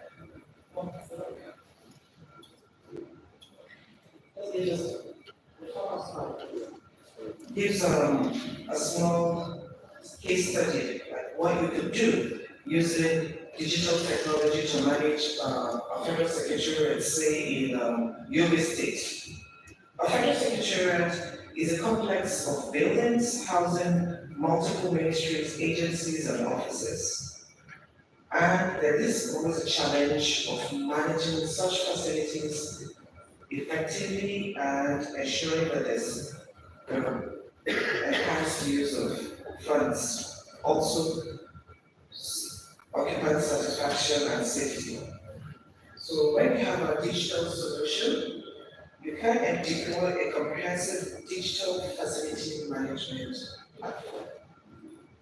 And the key features will be building a centralized control of HVAC, lighting, security, and other building systems, whereby you can time when if you're using your alternate energy system, you can time when it should be used or when you have to use a generator. Like the keynote speaker said, the cost of diesel is skyrocketing, so you need to be able to have a centralized system whereby you can control and limit or program usage of this.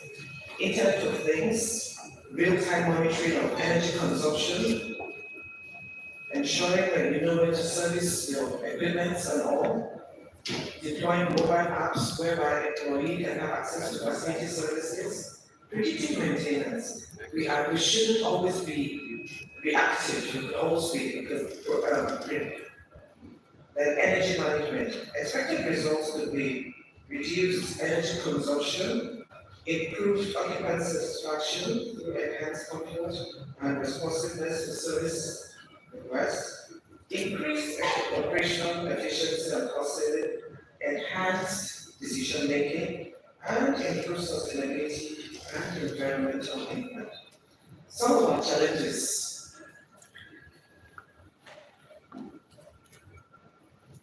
Adoption barriers. We are very resistant to change and learning new things. The initial cost of investing in IT technology. Then we have cybersecurity concerns, erratic power supply, and building ICT infrastructure. Recommendations. Investing in technologies that are scalable, digital solutions, collaborative partnerships with professional bodies such as this Association of Facility Management Professionals in Nigeria, collaborating with technology firms and academic institutions, ensuring that government policies that guide the implementation and utilization of digital tools in facility management are implemented. Then advocacy and sensitization to key stakeholders on the role of facility management. Opportunities for collaboration with the fellow citizens. We have human resource management, particularly training of public service on skills for the future, digital literacy, use of AI, BIM, public-private sector peer review. Having forums like this where we can review what we are doing well as public servants and what the private sector is doing well. Then partnership, where the civil servants or the public servants cannot manage, partnerships with private sector to manage public assets. We have a lot of embassies across the world that are left in the limbo because we are unable to fund their maintenance. And we have strategies, even within Nigeria, or even within the local environment, there's a need to engage and have partnerships. Then advocacy and public sensitization of the critical roles of facility management. Conclusion. Digital transformation of facility management is a critical aspect of modern business operations. And the Federal Civil Service of Nigeria has adapted that and put it in the context of the FSHIP 25. The integration of Internet of Things, artificial intelligence, building information modeling, automation technologies, advanced data analytics offer immense potential for transforming federal government asset management and provides partnership opportunities for practitioners of facility management with the federal government of Nigeria. So thank you for listening.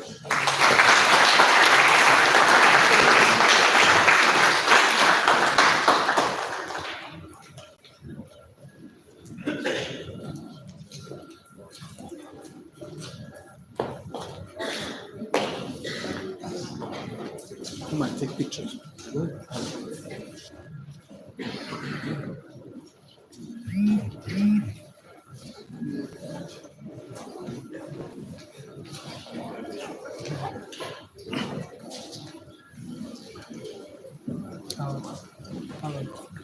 will.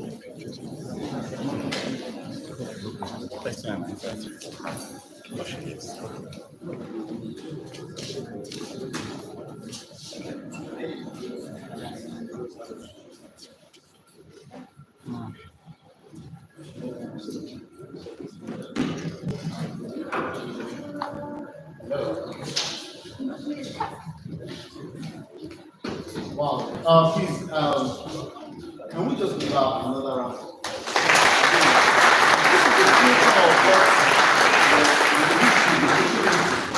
So, thank you, man. So, please, just like 2-3 minutes, do we have any question for her? Maybe before she takes a leave, you know, she's been very busy. Thank you for waiting. So, any question, comments based on our presentation? Okay.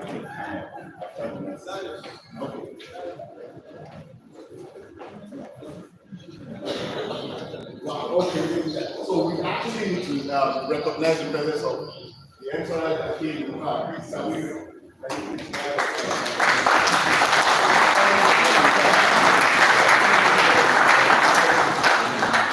also, one question before I go ahead. Not seeing any hands, so permit me to quickly also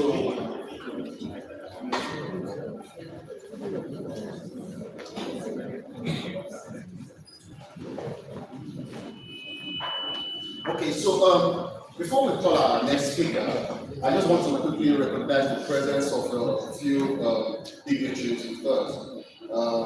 I have with us, let's appreciate their presence here, Architect Mubo Oludino, the Managing Director of Epic Managers, one of our biggest sponsor for this event. Thank you for coming, man. So we're also recognizing the presence of the Managing Director, CEO, Total Facilities Management, and a team, Mr. Cyprian and Mr. John Ekpen. The MD is Madam Odo Chukura. You're welcome, ma'am. Thank you for coming. So, also we're going to recognize the presence of the Deputy General Manager, Nigerian, that's NEMSA, Nigerian Electricity Management Services. I don't know if I should say Alaji now or but I'm seeing Usman Omozua for Momo. And you're welcome. Thank you very much. So,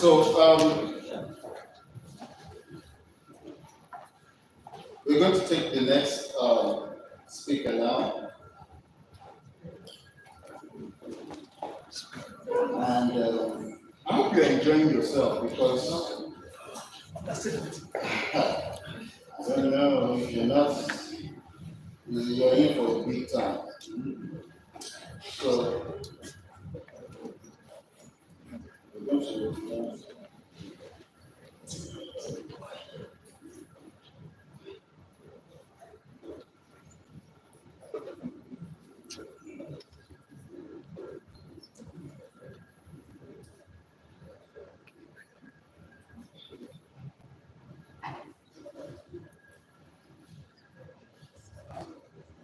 So, we're taking the next speaker in the presence of who is going to be talking to us, Hajia Zainab Saleh. And just a brief profile of Hajia. She has a wealth of experience and a strategic vision to her roles, making her an exceptional candidate for whatever position she finds herself in.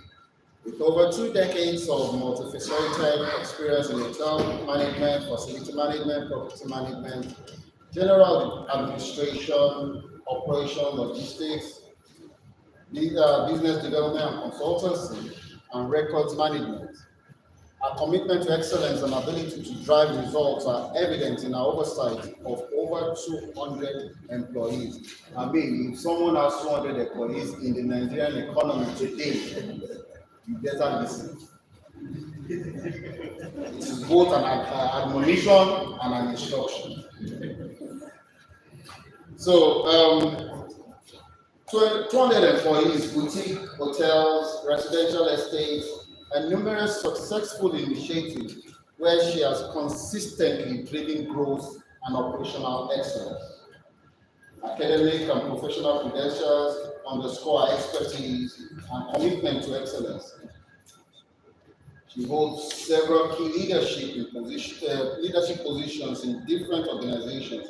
She's currently the managing director at Brains and Hammers Facility Management Limited, where she oversees comprehensive facility management services. Managing director at White Oak Management Services Limited, where she ensures high standards in management services. Managing director at Robbins Realtors Limited, a leading real estate operations and strategic development, member of board of trustees of Brains and Minds Academy. He is also the director of finance and administration of the Association of Facility Management Practitioners Nigeria, overseeing financial planning. I need to take a lesson of how to handle all this. She is the founder of the Zainab Saleh Foundation, who organizes the Zainab Saleh International Female Open Karate Championship, promoting female participation in sports, supporting various community development initiatives. She passionately advocates for sports, especially karate. She has significantly advanced the sport in Nigeria and promoted women's participation, to mention a few of her roles in sport. She is deeply committed to community service and philanthropy. She is the founder of the Zainab Foundation, which sponsors and organizes the Zainab Saleh International Female Open Karate. She is a role model, a respected figure in her field and expertise. Her contributions to facility management, real estate, and sports have been widely recognized, making her an influential voice and a valuable asset. Her leadership, strategic insight, and commitment to excellence positions her as an ideal candidate for board roles, where she can continue to drive innovation, growth, and positive change. Join me with the rounds of applause as we welcome Ajia Zainab.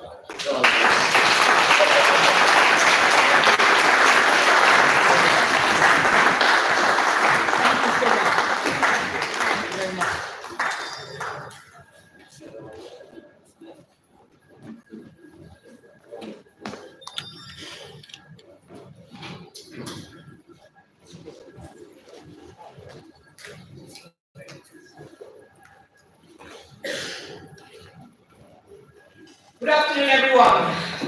I hope we're not tired. Are you sure? That doesn't sound like you're eager to start this conversation. Are we tired? No. Good morning, everyone. Thank you so much to each and every one of you for taking this time out to join us today. Thank you very much to my sisters, to my brothers, for really taking out the time to be with us today. It is an honor. Thank you so much. I'm going to continue to stand on all existing protocols. And I chose this topic, the handover process, because it is something that I realize that we have a dearth in our space as facilities managers. It's a big problem. At what point in time does the facility manager take over from the construction? At what point? So basically the topic is the handover process, ensuring a smooth transition from construction to client and facilities management. I've always said, and I'll continue to say, that experience is the best teacher in anything that we do. This topic is experience. I manage quite a few residential estates, and because of what we've seen over the years, I felt that this topic is very key and it is something that we have to work with and understand to make this as interactive as we can. So can somebody tell me what they understand by the handover process? Everybody's keeping quiet. What do you think handover means? Somebody should tell me, please. Yes, sir. Sorry? Yes. Yes. Another definition? Yes, please. Yes, it could be. Anybody else? Transfer. Anything else? Sorry? Continuity? Yes. Yes. Shift of liability. I actually like that. That's a very good one. Thank you for that, because in essence, really that is what it is. But you know what? In the construction industry, your liability doesn't totally end when you finish your project. Okay? So these are things that we're going to continue to discuss. Okay, so while you're waiting for the presentation, I don't want to take too much time on that. Every one of you that have said something about the handover process, you're right. That's basically what it means. It is just for you to shift from one process or one thing to another. So what I'm basically saying is that I'm handing over this phone to you because you are the end user. But it is how I hand over this phone to you and in what condition. Yeah? If it's in a good condition, you're happy. If it's in bad condition, we'll be fighting constantly until we get that project sorted out properly. That's just the truth. Now, from experience, when we have various developers maybe doing their buildings, at the end of the day, they tell us they have finished. And they say facility management, come in and take over this particular building. What happens is some of them forget that there's certain phases between that handover to the facility manager. And what's that? For example, can anybody tell me what needs to come before the handover to the facility manager? Yes, Michael, please. Yes, that's one. Please, sir. Different liability period to apply projects. Thank you. Two. Anybody else? Yes, it's part. Sorry? Documentation? Yes. Training. Okay, yes. What else, please? Sorry? Yes, so she mentioned that. I know why she mentioned that. She's in the construction industry. People like her we need. Yes? So all these things are very important. You've all mentioned the necessary things that need to take place before we take over as a facility manager.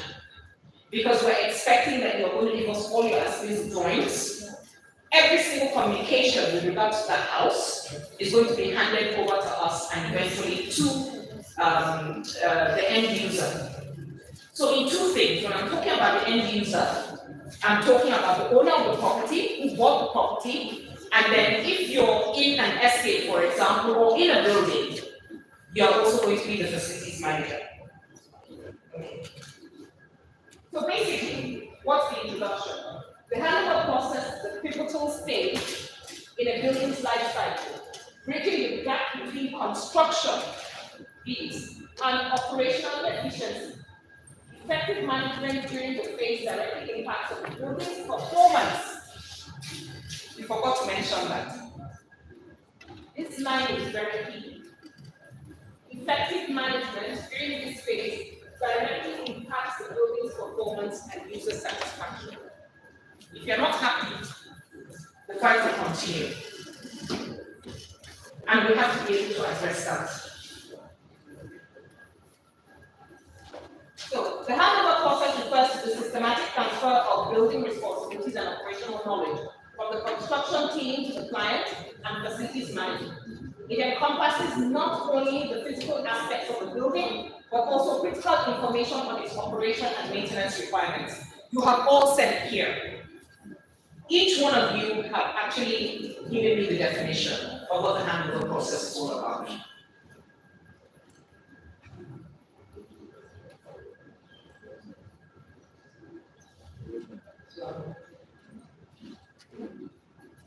So importance in building life cycle. So the handover process is crucial and it determines how well a building performs after occupancy. How many of us here, irrespective of what your building is, it could be a commercial, it could be a residential, how many of you are satisfied with what you have gotten? Can anybody tell me, and why aren't you satisfied? Because I am sure as facility managers, something has been handed over to you. Even you as a client, when you go to a construction company who are developers, so to speak, and you buy into their projects, I can tell you today, I know of so many people that are not happy. So can anybody tell me here today, what are the issues you see or you face when your building is being handed over to you? Let me hear from one or two of you. Yes, sir. Why I would be happy because this is where I'm supposed to be involved. The facility managers will be right from the design stage. Thank you. The last stage. Thank you. You see, and to be very honest, that is the major problem we face as facilities managers in Nigeria. How many of you, as a facility manager today, are members of the project team from start to finish? I'm not seeing any hands.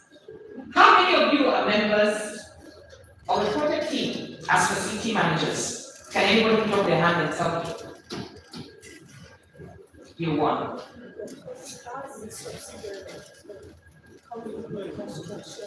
Okay, so she's saying that she's a subsidiary because they have the construction arm of it. Has it been successful? Okay. Anybody else? Yes, please. Tell me your experience.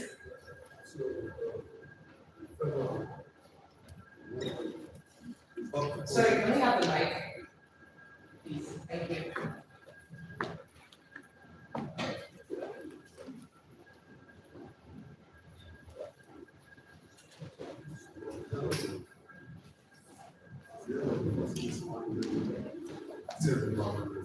Ensure that you are part of the project from the back.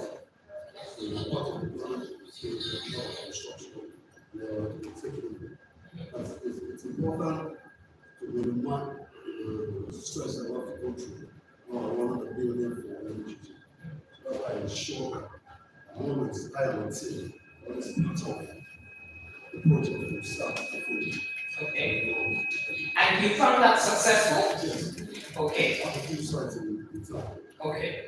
So please, it's very key that we have to change the narrative of basically saying that you just take a project at the end of the day, or something is being given to you, and you're not involved in the entire process of that handover, or should I say, in terms of construction. So it's very key that we change that narrative today.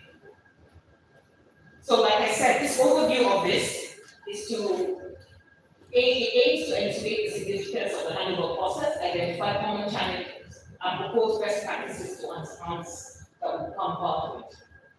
So most of you here, I don't know if you have actually faced any challenges with this process, but generally, how do we stop it? What are the challenges? He's actually mentioned his part of it, but generally the challenges are that we're never involved in the project. It's only when it's finished that they call a facility management company that they think they can use to come in and say, take over this. And then that's where the problems begin. You probably don't know where a pipe is because no documentation has been given to you. You have structural issues because certain buildings have not been dealt with properly in terms of construction. And what happens? The developer is nowhere to be found. Yeah? And then when the developer is not there, you, the facility manager, receives the brunt of everything. Oh, you've done this. Oh, facility manager, you didn't do this. Oh, facility manager, my wall is breaking. But everybody has forgotten the responsibility belongs to the developer because he's the one that put the structure up.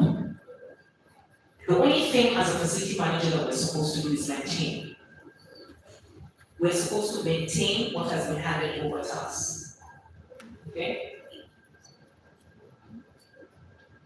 Buildings often underperform due to the gap between predicted and actual performance. Do we agree with that? Do we agree? People were tired though.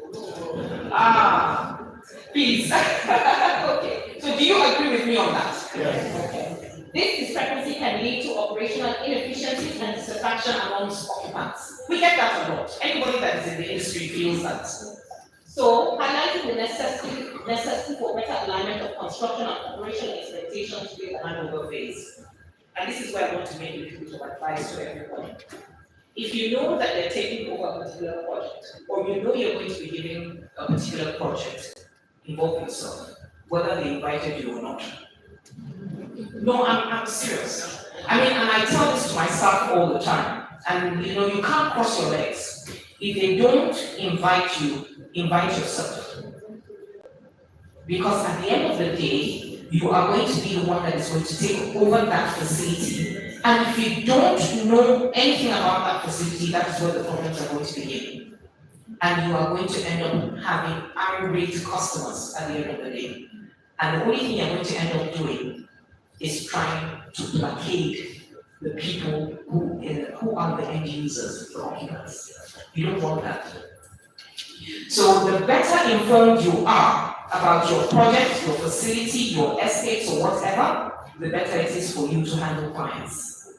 So please, that's an advice that I want to give everybody. I say that all the time. Involve yourself, whether they like it or not. Sorry, please, it's okay.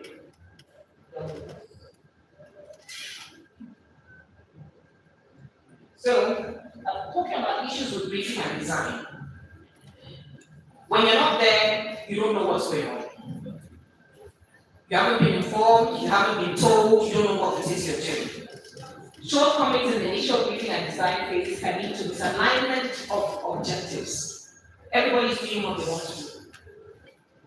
Everybody's doing this, construction is doing this, facility manager is doing what he feels is right. But at the end of the day, they're not working in alignment together to ensure that the end user gets the best of what his building is supposed to do for him. These issues are resolved in design elements not catering to operational needs, ultimately affecting the building's overall functionality and user satisfaction after completion.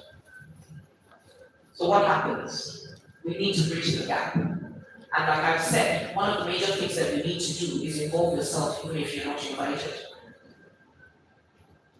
So the handover strategy development.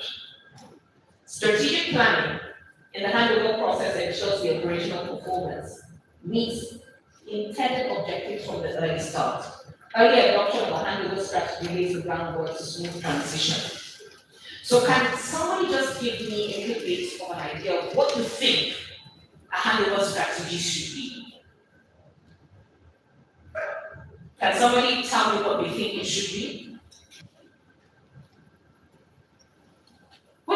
What do you think a strategy should be? I've called you to come and take over this building today because I've completed the construction. Let's say, for example, I've told you, just come, take it over, you're the facilities manager, continue from there. Yes, please. Sorry. Okay.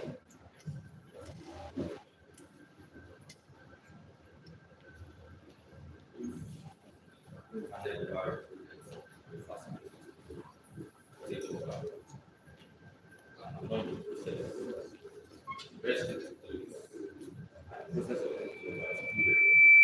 test running stage.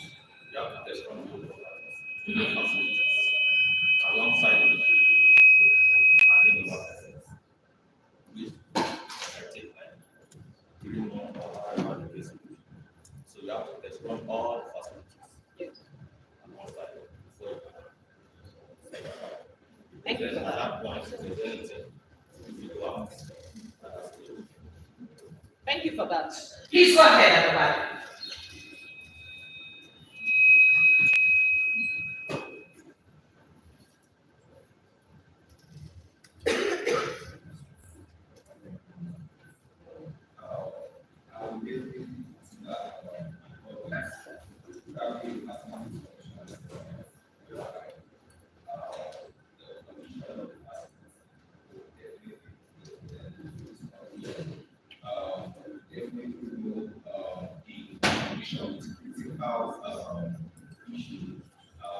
And also the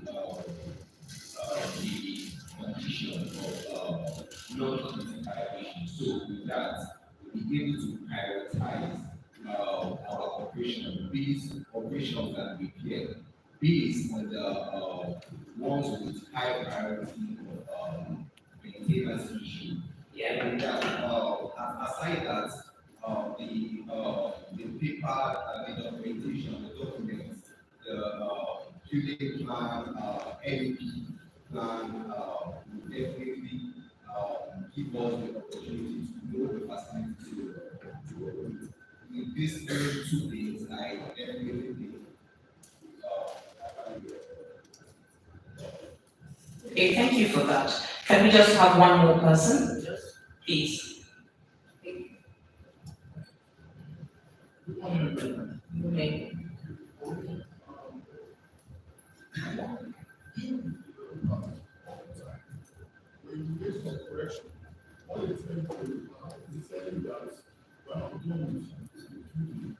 often, almost everything that you complain about, you always tell me that I know we're not done with the building. When we are done with the building, we will find out your issues. I think the best thing we have to do to also block the government, give those kind of feedback, is to tell us understand that of that building in terms of like user experience. What are we actually looking at for? So make a checklist of like, okay, from the back coming, these are the things that we also want to see in terms of user experience and all of that. So we just have a checklist. So when I have just do this, just do that. People like developers as they are building, they tell you that they not deliver this. They not deliver this in the future. That everything that you stated that is part of what they are going to do. So I think having a checklist of like things that you are expecting, you share the checklist to the developer. You also have this copy also. So from time to time, you do your own inspection and think what has been done. Thank you very much for that. Okay, let me decide enough. Let me just go for this last one, please, because I'm also have to round up quickly. Good afternoon, everyone. Thank you. Yeah, I think number one, I can broadcast what you want to say. Many of the developers don't want us to get involved, basically because of 1 or 2 reasons. But I think once we are thinking about, we should get the as-built design. It's very important. We do research and we conduct facility assessments. During testing, commissioning of all what is of all the facility, what comprises what those things that are comprises in the facility, all those stuff. Most important thing is let's get the as-built plan, which is very important. Thank you all so much for your comments, and everybody's comments are very valid. And is this no reason why, as facility managers, we need to stand our ground and say that we're not going to be taking over any facility if certain things are not put in place? I think it's about time that we need to look at that, and this is also one of the reasons why, as an association, we can become guided in what we want to do when we're taking on over buildings. So I just want to put in one or two things and say to you, you always have to make sure that there's a project handover site meeting. It's very key.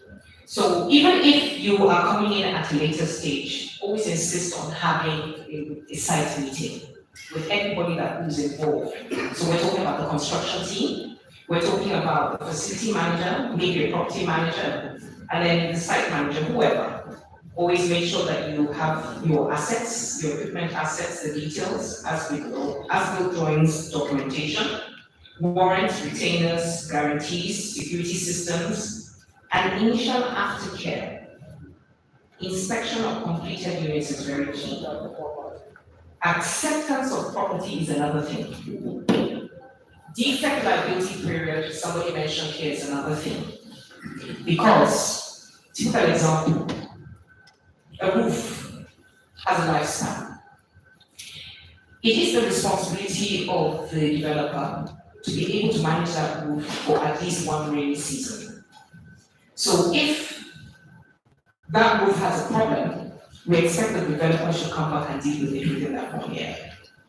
And that is why agreements are very key, or something is written in documentation form to say at what point does the facility manager come in.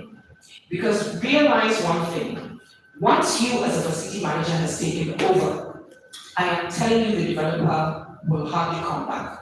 He's going to say, oh, but you've taken over, deal with it. But how do you deal with things when they have not finished? So agreements need to be written. It's very key that that is done. So what do we talk about aftercare? I believe that there needs to be a period what we call aftercare, just during the handover process, where after construction, there's a little period, it could be anything, that's also seen as the defect liability period, the aftercare period. Because what's happening there is that the developer will come, sit in between this, it could be 6 months, it could be 1 year, it could be 2 weeks, whatever the decision is or whatever you have come to discuss. And at that point, he is expected or she is expected to ensure that the property is well maintained within those periods or well taken care of. And any issues that come up should be taken care of. Okay? So let's try as much as possible to understand that. Another thing that is important is budgetary allocations. I know that we suffer this. If you do not have the money to deal with somebody's building when they have issues, what you're going to say is, oh, sorry, but I don't have the money for that. So how do you deal with it? This is always a point where conflict arises. So during the aftercare period or the defect liability period, it is important the developer sets aside monies to be able to deal with this period. And I know most times they don't do that or they don't consider that. Please, we also need to begin to change the narrative for them as well and insist on some of these things. So we've talked about documentation in essence, and then best practices for successful handover. A successful handover process is crucial as it gives operational performance, enhancing the residency and the experience. That's the one that showed it. So ladies and gentlemen, I don't want to talk any further because the truth of the matter is, as facilities managers, you understand basically what the issues are with the handover process. And I will continue to say this. Please, let's get a bit more involved in our buildings. Let's set the standards for what the developers need to do with us. Some developers that maybe have facility management companies already in existence with them, try to make these things a little bit easier. But it doesn't always happen, okay? So, ladies and gentlemen, I want to say a big thank you to all of you for listening. And if there are any questions that you want to ask or add to this, please let me know. I'll give you like 2 seconds before I go on. Thank you so much.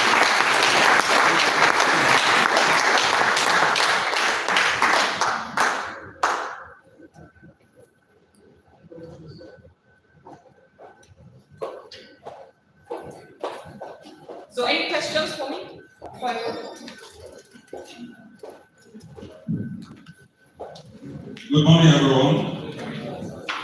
My name is Sanyo Senizwedu. I'm a practitioner here in Abuja. Among the practitioners here, and maybe elsewhere, I've never had the experience as a facility manager taking over a completed facility. If there is anyone here, Please, they should put their hand you will do us a favor by sharing with us. Yes. I've never had the experience. Developers too. If they are gathering the professionals for their development, you will never see a name of facility manager there. Am I correct? Please. I am practicing in a consortium of architects, quantity surveyor, engineers, and I'm the facility manager. I am the most gossip in the company. Now, after development, we sell. And I work in the region too. I am the one with the talk to convince the users that you are getting the best in this facility. And I happen to speak to the facility manager. What now happens? There will be a reputational risk. We did it as a company, and I'm managing it as a facility manager. The services are not working. Now, I have to tell you that. If I say the truth, it will be a reputational damage to our organization. If I don't attend to it, it will further damage our reputation. The truth of the matter is that the facility managers have been downplaying the construction process. And yet, we are talking of maintenance economy. And it has been established through research that the cost of acquiring a facility is about 80% of the total cost of the last plan of that facility. Developers, government themselves don't look at this aspect of it. You want to build the International Conference Center, the only news you hear about it is the National Council or the federal government has awarded 20 trillion naira of the facility to be built so and so place. Thereafter, the struggle, the pains that the facility manager is going through, nobody analyses it on any platform. Ladies and gentlemen, it's hard time we tell developers, even the banks that are funding this project, if there is no facility manager there, how will you recover your money? No sooner than it is completed, it is derelict, it is obsolete, and no longer meet the need for which it was intended. We as facility manager, you all know that we come in to ensure that every facility continues to confer the purpose, the reason for which it was intended to be built. But we never get a complete building. We never get a complete facility. As I'm standing here now, I'm lucky, I'm very happy that I'm here. And I'm getting messages. The building that I've just taken over in less than 2 months, the toilet is leaking. And I have collected money from the tenants. And I've collected service charge to run that property for 1 year. In 3 months, I'm spending the whole money to fix it. Ladies and gentlemen, economy, maintenance economy is very germane. I listened to one of our colleagues who said that even the plumber and the facility management is very important. I agree with you totally. And equally say it has nothing to do with the primary core. It has a lot to do with your interest. And you must be ready to absorb the insults. The facility management job is a thankless job. Until the lift is not working, you are not known to be a participant in the process. Thank you. I will continue when you need the rest.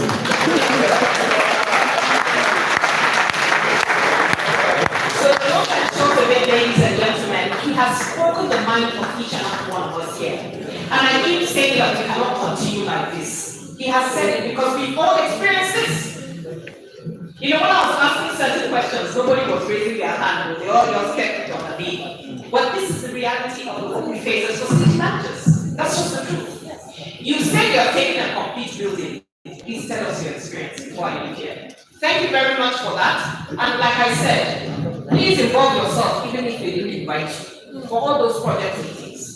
We need to do that. We have to change the narrative. Good afternoon, everybody. My name is Sodlos Ato. I'm the facility manager for the Cancer Center in Port Harcourt. I want to appreciate you for this topic. You made a very vital point of us visiting a site not invited. I remember when I was working with a female facility, I went into one of the government's facility that the state government was building, see how we could manage it. But at the end of it, they didn't allow me to come in because maybe I'm just a mere passerby. But at the end of it, when the project was completed and it was handed over to my firm, I was invited to manage that building I went to visit. So we had so much challenges. Now the contractors have left, no proper handover, and now you're giving me a task to make sure that this smart building is properly managed. It was a very big task. And at the end of it, the state could not continue managing that facility. It's a very big smart building, I think one of the best cancer centers in the world. And I cry anytime I go there and see that all the facility money, taxpayers' monies have all been left. It's a very, very big problem for us. We need to be in the know when they are building all these projects. Facility managers need to be at the starting point to when it is handled. Thank you very much. Thank you very much for that. Ladies and gentlemen, I want to say very quick. Oh yes, please. Please.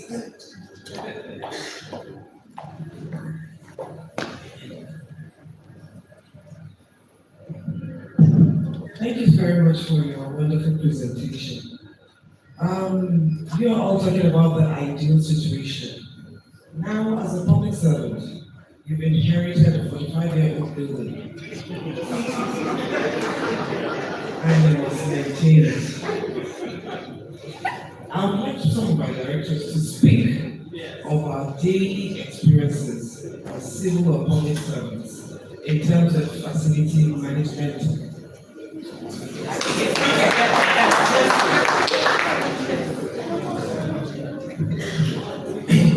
Thank you, Council. Good afternoon, ladies and gentlemen.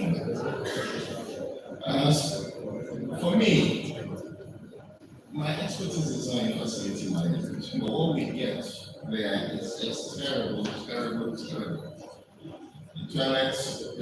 toilet facilities bad. Who do you call?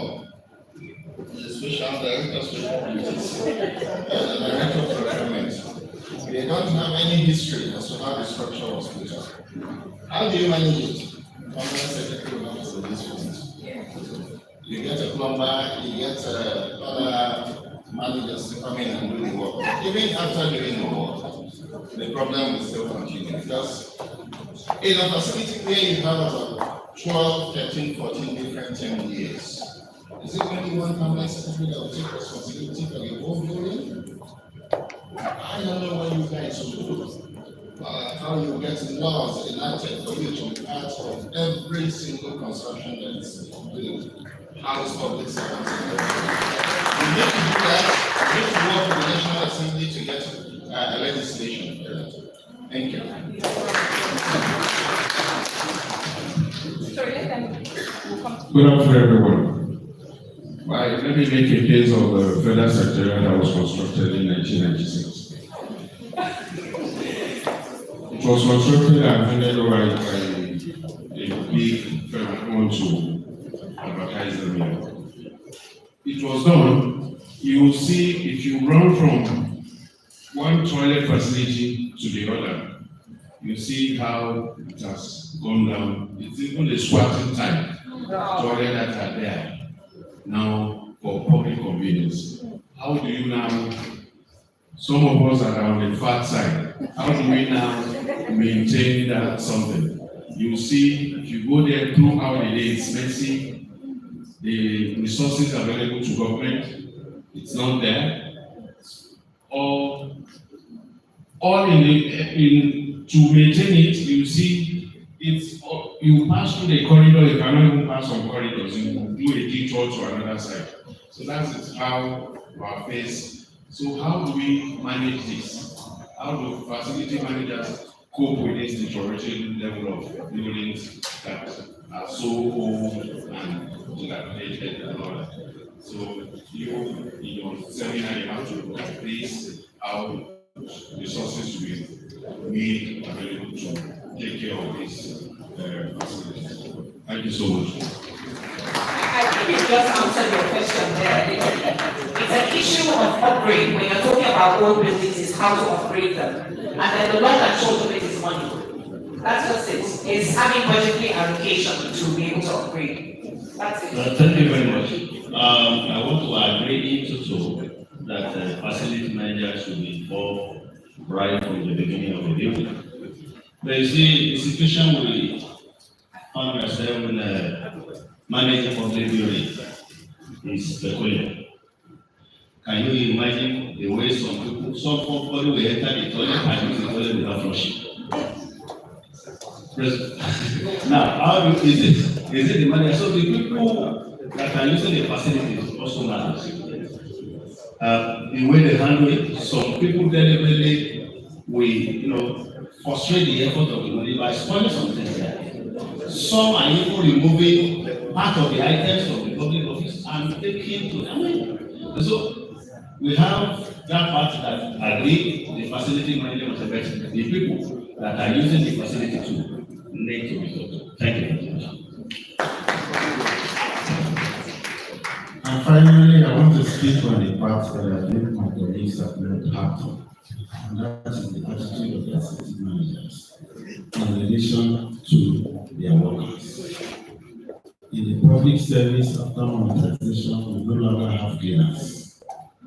It is outsourced to facility. And you discover that the performance of the people that are working continuously because the contractor is paid 50 naira to pay the cleaners. It is 5 naira. It's a very serious issue. Left for me, I would have preferred government to employ these people and begin to pay them directly. So I want us at this conference to look at what to pay our workers, what to collect as a contract sum. At the end of the day, it will help the entire country. Thank you. I just want to say something in reaction to this. Human beings are very interesting human beings. People are very interesting. That's basically what I want to say. You have to be able to say to yourself whether you want to do work or not. All right? Basically, what do you want out of what you're doing? Are you there because of the money at the end of the day, or is it because you're passionate about something? For some people, it's not about money. They're very passionate about what they do. I'm not saying money is not important, but money is not the driver for them. They would rather be the ones to excel. For you to have cleaners or maybe facility managers or people that don't want to do the work, you see, it's also an attitudinal problem. So if we don't look and search within ourselves, money will never be enough for you. So it's just something that we also have to be able to look at as well. We have to look at ourselves as individuals first.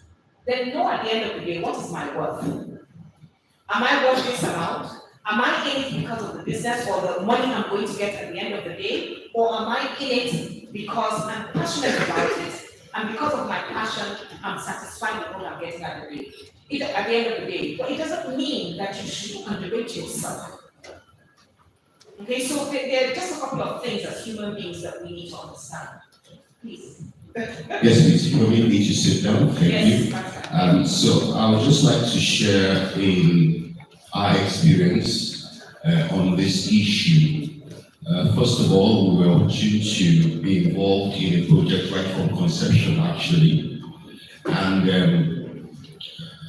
conception through design and then through the construction.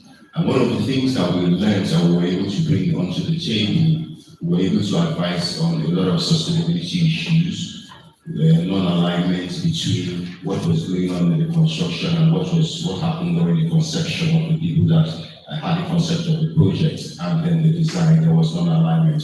We found situations where lift accessibility could not even take people with wheelchairs, or situations where a blind person cannot maneuver around the estate. So many issues that were wrong from the point of design. So this brings me on to the other issue in terms of competency and needs of facility managers to actually be useful in the whole life cycle. You are just pointing out about the handover stage between construction and facility management. But I think the problem even goes much further, like you were saying, that we should force ourselves into the project team. And I was laughing. That depends if you are invited. But even when you are invited, the competency that is needed. How many facilities managers can make sense of the drawings? How many facilities managers can interpret the different electrical or mechanical drawings and stuff like that, and then be able to add value to the whole cycle process? So I'm putting something else on the table that we need to also, and Black Policy here is one of the competency builders for facilities managers around the country. We should be thinking of facilities managers who are competent enough to be able to add value to that team. Because you cannot just sit down there and then they are displaying design drawings, you don't know how to read them, you don't know what they mean. And I remember when we had that opportunity, we had to involve our architects and building engineers who were able to say, this means this, and because this means this in terms of our user experience background, this will not work. And the customer was willing, and they actually had to go back to the design persons and say, you need to change this, you need to give an access for people with wheelchairs or people with various disabilities to be able to maneuver their way around this estate. So changes were actually made onto the design before they started onto the construction. So two issues I'm bringing out here: the competency level for us to actually be useful in the various life cycle stages of project management. Thank you. Thank you so much for that. It's very key. So I think we go to, and then we'll come to you, and then we'll go to the next side. Okay, so I just want to make a quick point. If we continue this open assembly, we'll be here till 9 p.m. The conference has structured timing for its various presentations. I just want to make the point that advocacy is not cheap. It requires time. It requires money. We need to have at least every month a session where we invite CEOs of construction companies to the room to have a discussion. Corporate organizations, heads of corporate organizations, they need to be able to respect and come to a point where we can talk with them, but it costs a lot of influence and money to put such activities together. So if we come to a once-in-a-year conference and we're trying to fix all of our problems, we won't be here by next week Tuesday. We'll be coming back every day to continue this discussion. So my appeal is, we'll be coming out to you, ladies and gentlemen, with programs that we hope will fix some of these issues. But when we do, please respond to the National Association. Respond. Sponsor a breakfast meeting. Sponsor a dinner out in a hangout. Sponsor a field trip that takes us out to go and see things and talk about issues. Because all of these things we're talking about sums up to one problem. We talk. When it comes time to act, we don't. If that can change from this conference, I'm sure we'll get a lot achieved. So, Haja, thank you very much for bringing up these big issues. Yes. But, I mean, when I saw it, I was scared. I wouldn't be able to finish it. So, thank you very much. Because it's a very long one. You managed it, so we have to just wrap up. Yeah, that's fine. That's fine. Thank you, everybody, for this. we hope to see you in many more conferences and meetings like Ms. Rightly said. Thank you so much. I love you. Thank you very much, Hajia Zainab. Please give another round of applause. We take the round of Thank you very much, Hajia. At least you clap off and don't kick me. You're a black guy. All right, a little housekeeping before you move on. To my right is the male bathroom. These females don't come this way. And to my left is for the female. If you want to use the restroom, the bathroom is to my left. So next we have a Google message from our sponsors, one of our biggest sponsors, Appic Managers. So can Mr. Noah please come up? Please give a round of applause.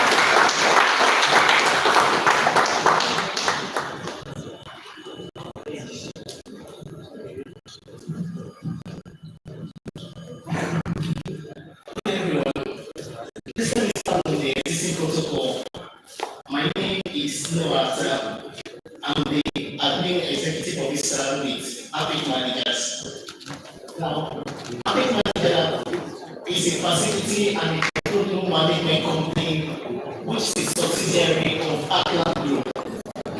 The company was founded in 2019, and over the years, we have engaged in several facilities which cut across built,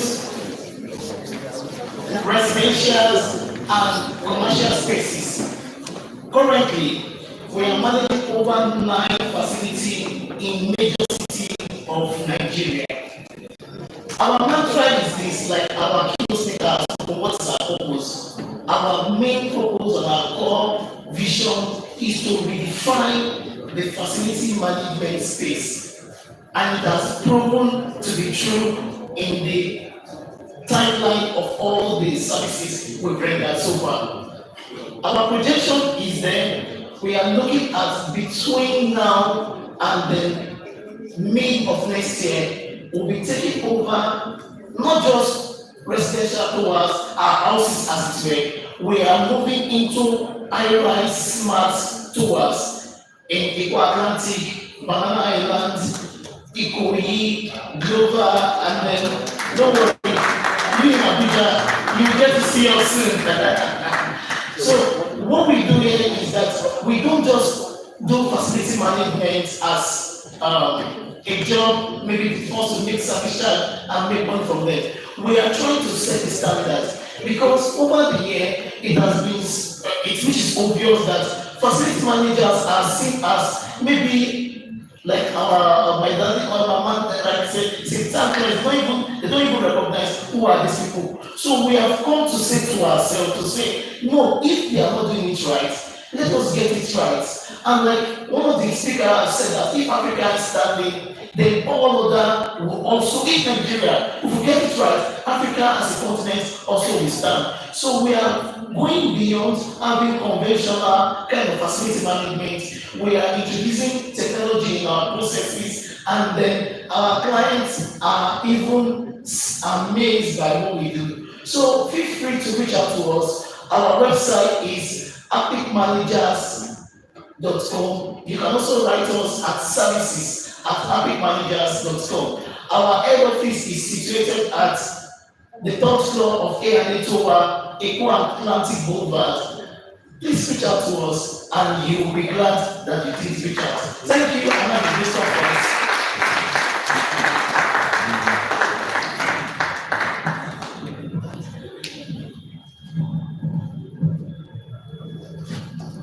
Thank you very much, Appic Managers. Thank you very, very much.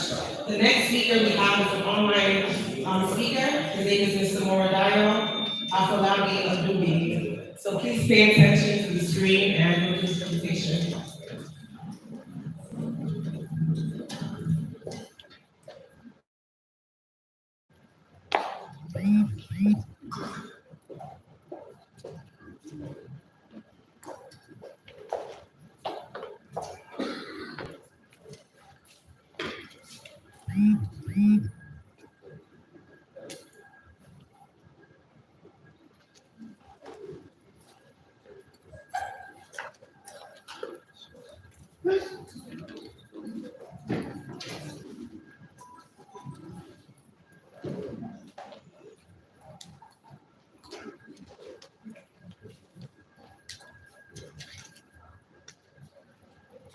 On mute. On mute.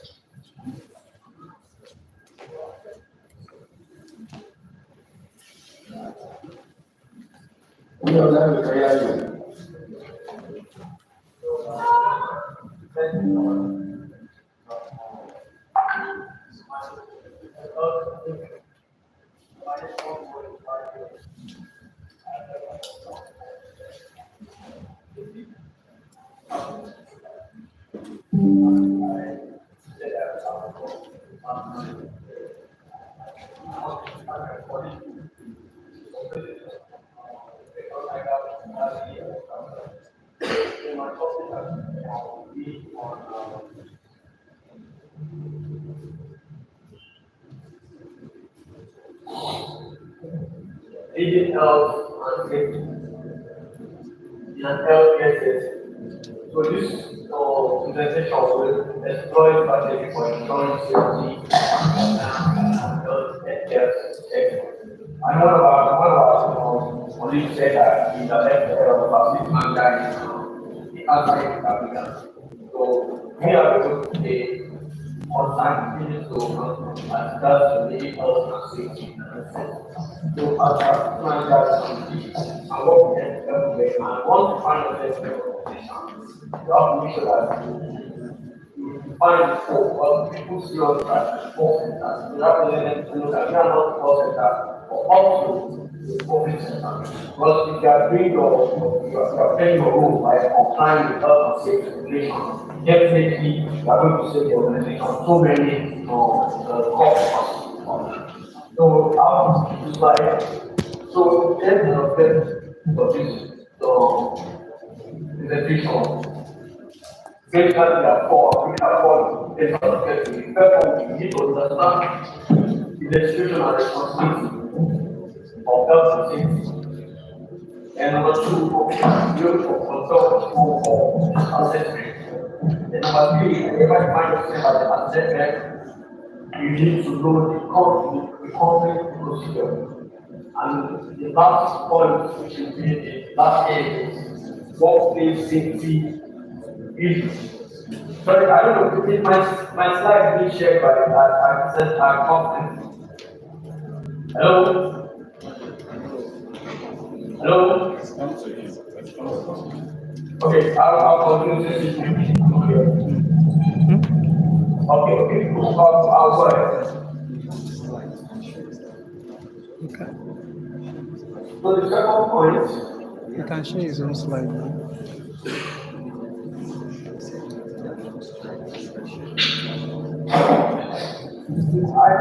Let's go this question to Norton, so I want you to go through that. When you're talking about how to start home life and work life, can you give an example of health and safety in home life and work life? That's something I need to be very careful in home life and something that I need to be careful of. Never speaking. Okay, that's why this process like I know with some of us we have chemicals. Chemicals not good for our health, but very safe what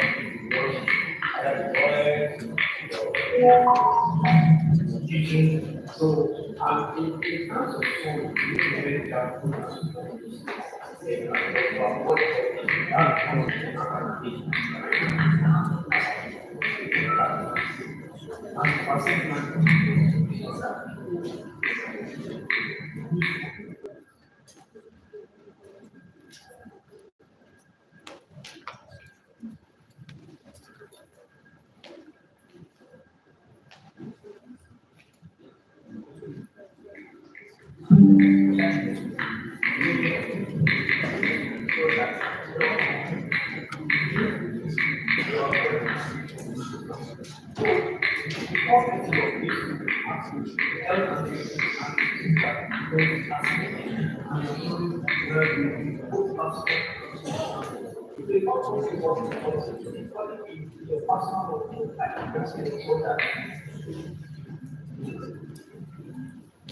I go to the next slide.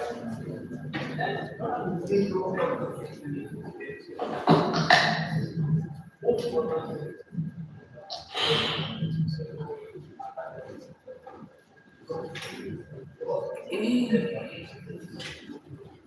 have access, especially sometimes important also find some kind of work. So this people that don't have access to this substance and they don't very different. So this and people do not see to attend to have access to this. That's why protest for that is the first education, patients and community. Second point is the challenge to take it is to avoid this of course this for both of them and something like I won't be able to do that. Something that they want says red those ones that have the put more on site, they are not very happy for that. So, just think about it also.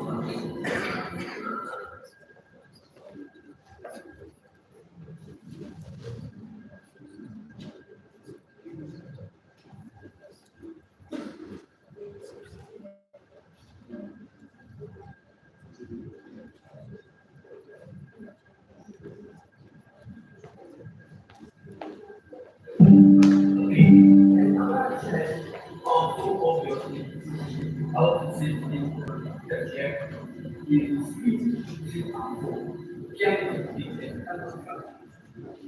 or emotion. That is where what more see how it affects and breaking the stepping cannot predict the better what happens happen. That's like why do the economic development always that take key brings what we need to manage the uncertainty in the state. And in every finance, most important thing, first one is now, human responsibility is human being so the extra needs to ensure safety and well-being for individuals. I have to comment on elevation on the center. This is very, that is an extra needs. Second one, economic. This will enable to avoid must be the community of the family.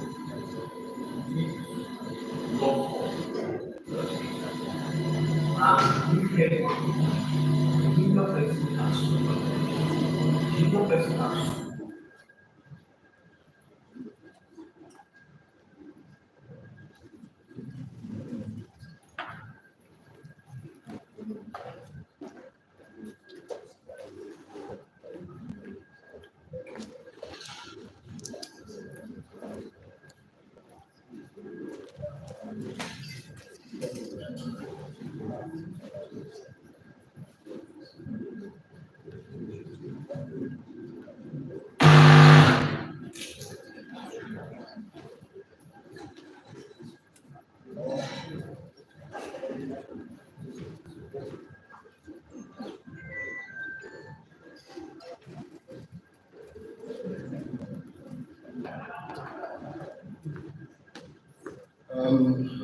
Ladies and gentlemen, please, because of this network issue, can we take the panel session? We'll try to reach out to me to do some presentation. So please, can the message be sent to him? Yes. So that when the network benefits to be derived. And well, first of all, I think we need to look at it this way. What facility management is all about, what it sets out to do in the first place. And we've said that, or one of the things we realized is that at the end of the day, facility management, when done properly, is supposed to affect the bottom line of any organization, moving from the red to the green. but then it has to be done properly. And how do you do that properly? By the right budgeting and having the right square rules in round pegs, adequate staffing, people who know what they're supposed to do, when they're supposed to do it. Which, remember, when the keynote speaker was talking, she talked about what's the purpose of AFMPN. And actually, one of our purposes, educating each of our members, even the public, on what is it that needs to be done for the effective management and maintenance of any built environment. Remember that part of what we say has been Nigerian problem has been lack of maintenance culture. And then when you allow anything to run to fault, what happens? Replacement. And in replacement, you find out that you're spending more than you should have spent if you had just done regular maintenance. Thank you very much. And Mr. Ife, if you know what to do, no worry, I'm also learning how to manage pronouncing your name. Now, please, can you tell us, from the perspective of a practitioner, one in the field, you are the CEO of one of the big FM companies, what have been the challenges and what actually are the prospects? Well, I want to start with that phrase that what you cannot measure, you cannot manage. What you cannot manage, you cannot monitor. Right? So I believe one of the major challenges we have is proper information about what we are managing. Like different speakers have spoken earlier, right? We manage from a blind spot, and thereby most times, because we don't have adequate information on the scratch, what are the materials was used. So most of the time again, most of the FM companies takes this job because first and foremost there is a misalignment between what your purpose is as a company and then managing business together. So I believe in some way, not having adequate information on what you are managing is one of the biggest challenges we have as an FM. For example, like I've said, building that is over 30 years, we don't have history of the records of all the maintenance that have been done. Most times, you just come in, they tell you this is what is going on. As a result, there are some equipment that have done their lifespan. You can't manage that again. That affects you as a facility manager, and that's what we get most times. We keep on managing what should have been replaced or equipment that should have been destroyed, or trying to just manage costs. At the same time, managing costs or managing situation, we are losing our integrity. The industry is also losing value. We are not giving the right pricing because we are competing on cost as against value. If you check the FM industry, is the lowest bidder. So as a company, our major challenge is balancing value that we want to deliver and benchmarking with the cost. The second challenge is information. Most of the buildings you don't have historical records, and the ones you have, they are not properly digitized, or they are not in a place that you can now work on it. So when you come to a building, you are literally starting from scratch, and as a result, you are going to spend more and you are going to overshoot your budget. Finally, I'm going to talk about over capacity, which I know is one of the things that this industry is addressing. For me, I would say my major challenge as a CEO is getting the right fit of person to manage. And again, nobody studied FM in school. So as a result, people have to be trained. And this training is not cheap. The business training you want to be a certified manager is 1.6. How many people are ready to pay a facility manager 1.6 per month to manage your people? So what capacity is one? I guess my time is up.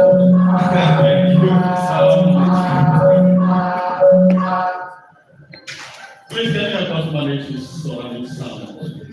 Now, I'm not coming to you yet. Yes, because we're going to give us some presentation. Mr. Sani, who had some interactions earlier on out there, and I also enjoyed the fact you spoke with a lot of passion. You understand the industry, and can you just tell us some of your perspectives with particular reference to what facility managers should be doing so that add more value with equipment, with human resource, and of course your interaction. You also build, by the way, you build, you also maintain. So from that perspective, can you just hear a few things from you? Again, what is that? 3 minutes. The times are counting now, sir. Thank you very much.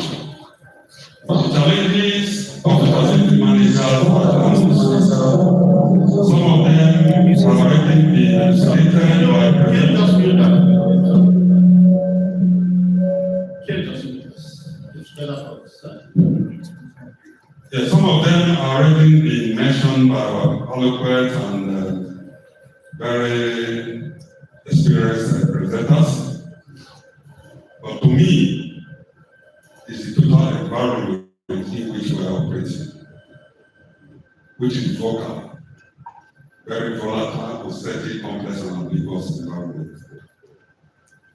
Gentlemen, you all know, like my co-panelists have just said, we are losing trust, not because we are not sincere. We are losing trust because the economy, the environment is unpredictable. I have seen situations whereby you talk of equipment, telling clients or tenants that a particular equipment that was purchased for 1 naira, you now require 10 naira to replace it. The first impression is evaluative. Let me tell you, in one of the facilities I participate in the management, there is a handy door that has been there for 3 years, has gone bad. Why we cannot change it is because the cost of bringing staff to change it can build a bungalow. How can you not tell the financials that you want to change a pump that is about maybe 15,000 naira and you are quoting about 650,000 naira? You will be accused. And that is why we as facility managers, we are fighting against cost of value. And we were employed to give value. Because in the entire environment, every decision taken to manage the environment is centered on the comfort and safety of man.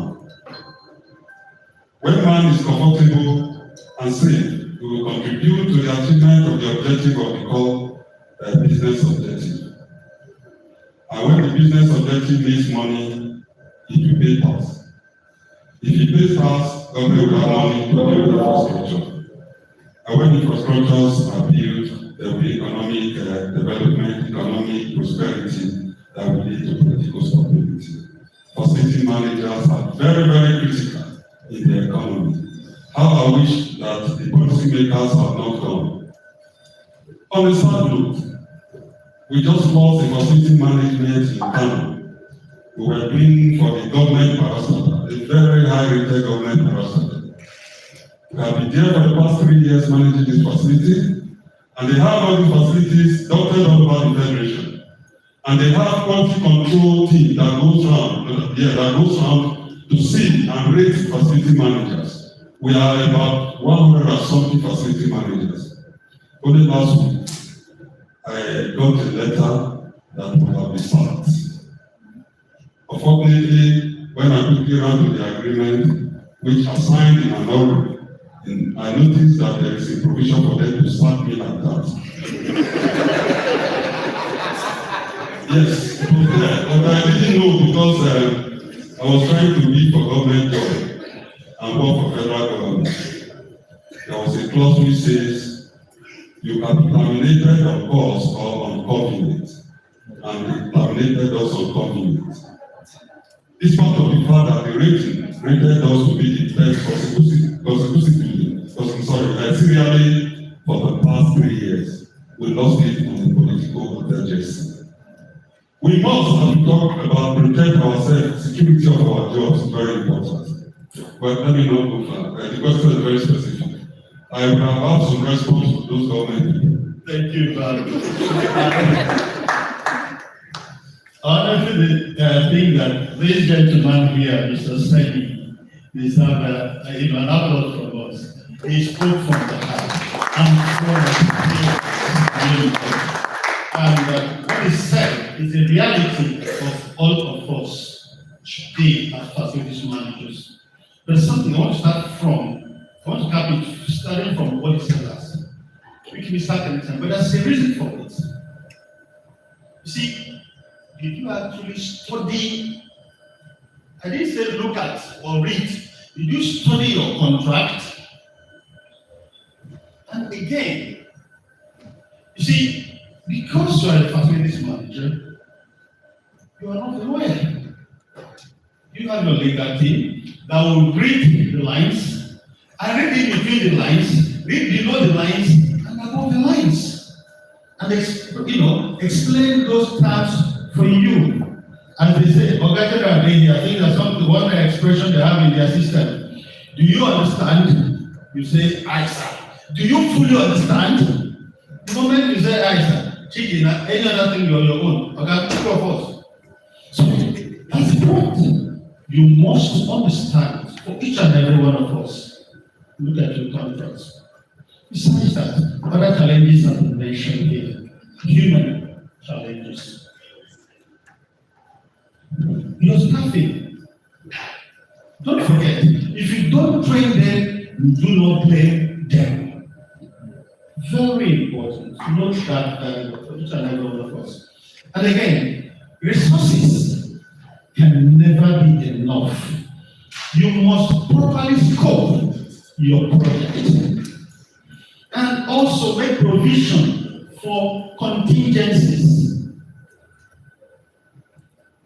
We're also managing time, economy of, what the economy of time as well.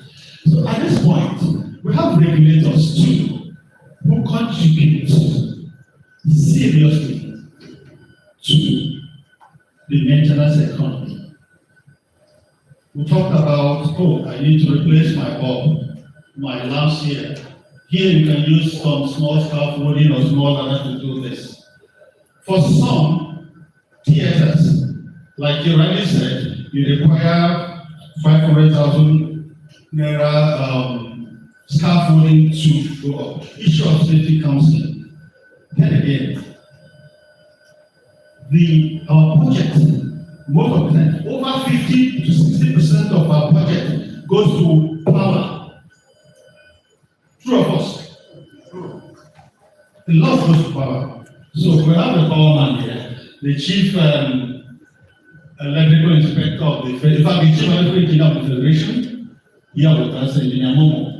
I'd like you to tell us true what your agency do, what are your responsibilities, what do you expect from us, your users, and what values do you add to the built environment. Engineer Momo, you have attention, sir. Good afternoon, everybody. I'm still privileged being here. I'm not a facility manager, so I'm a fish out of water here. I'm specific, I'm in the power industry. I'm an electrical safety inspector. I work with Nigerian Electric Management Service Agency, NEMSA, established in 2015 for the purpose of ensuring safety in the power industry. Now, we do that by carrying out inspection, testing, certification of all electrical solutions in the value chain, from generation, transmission, distribution, down to utilization, which is the built-up environment we're talking about. Now, we inspect oil, facility electrical solutions in these areas. We also ensure that meters that are being installed are tested. I think that's a major challenge we also need to understand. Meters for accuracy. Because sometimes you have a meter, you might think that the one shooting the disco, but sometimes the meter is even shooting you without even knowing. So we test these meters to ensure for accuracy before they are being deployed in the industry. And that's basically what we do. And we're a technical enforcement agency. We enforce standards and regulations in the country. And there are codes, there are health and safety codes, there are green codes, there are regulations, the Nigerian Institute of Supply Installation standards that guide electrical installations in the country. Now, I've been in different forums where people have talked about standards and they say they use the PS standard, we use the VD, we use all that. Please, Nigeria will have the nexus. It's surprising from the regulator. Nigerian Regulatory Commission actually came out with the nexus in 2015. That is what guides the power industry. Now, when we talk about the PS and the IEEE, the IEC, they need to understand that these regulations are just foundation. Every country has its regulation, and then you customize it to suit your own challenges. And we are certain, we are sure, we know our power supply is not constant. So if you decide to follow these international standards, where they have 24 hours power supply, you see that when you start running into issues. So what we did with this IEC and the PS, we took it, look at our own peculiarities, and then customize it to come up with the nexus to guide our own electrical installations from generation down to utilization. Now, for any installation to be energized, to be powered, NEMSA must inspect, test, and issue certificates. Now, what the certificate say? The application certificate is saying that, one, the person who carried out that inspection is a competent person. Now, who is a competent person in the power industry? Now, NEMSA has also the responsibility of certifying electrical installation contractors. It means that before you work in the power industry, you must be certified by NEMSA. And we have different categories from generation down to utilization. Different categories of category A, B, C, and D. C and D being for utilization points, house wiring, building, installation, and all that. These are categories that we have. For category A means that you can do every job down to category B because the supervisor has the experience. But in category D are the ones who actually do the physical work. Now, the essence of certification is trying to avoid what we see every day in the industry. Issues of building going up in flames, issue of, like you talked, increased maintenance costs, not knowing when you give the job to a wrong installation contractor to do and all that. So part of what we also do certify people. Now, our certification, as I was saying, means that a competent person has carried out the installation, that is one. Two, it means that the materials and equipment which was used for that construction work were actually standard, original from the OEM. Now, I will focus on utilization, which is why we are in the built environment. Now, most for buildings, where you have the distribution boards, you have your breakers, the protective devices. These are very important, and that's where a lot of issues come. I think for our statistics in the last 1 or 2 years, in Abuja alone, we have more than close to 100 houses that have fire incidences, electrical fire incidences, electrical fire incidences. These are the ones we're talking about that were reported. We're not talking the ones that were not reported, that we're not even aware of. These are the ones that we're aware of and actually went to carry out investigation. And we found that it's becoming a menace. Electrical fire is becoming a menace. And for facility managers, it's becoming a serious menace because your costs keep increasing. For example, you go for installation, a transformer in codes is brand new, has been installed and energized. In 3 months, transformer backs up. 1 month. Good. I'm practically, yes. I'm just from an estate. I'm not resident with a facility manager. Transformer was there, 3 months that backed up. And the residents were all announced against facility manager. They had to rush their transformer. And that's when we were now invited. At that point, I mean, you should already know that they already lost downtime or already occurred. And by the time we came in, the cost of buying a new transformer had increased. If you had bought it 3 months ago. So you have to spend more to buy a new transformer, and they're spending more to check the cables that are affected, and then the cost implication had increased. And at one of our cities, we heard that the government was talking about increasing facility fee. to bear the cost. So we're talking about the issues, these are challenges that happen regularly, and you see the residents up in arms against the passenger saying it's not our own doing. So our certificate we are saying now is to ensure that it is a transformer, it is the wiring in the building, that the wires are used and not these cheap wires. Because of our problem of fluctuation of power supply, if you use these cheap wires that I pointed in, variation in our voltage, the wires heat up and then up in flame. That's why you see a lot of houses. Most times at night, houses go up in flames at night because that's when we have most of these things at time. When power supply is restored, it comes with the sun. And if you're using fake wires, it goes up in flame and houses are up in fire. And you're talking about rewiring the house again. So we need a division of all these things. And so we have said, like I know I discussed in my head about this book, I said that we need to come, and there's a need for NEMSA and facility managers to work together.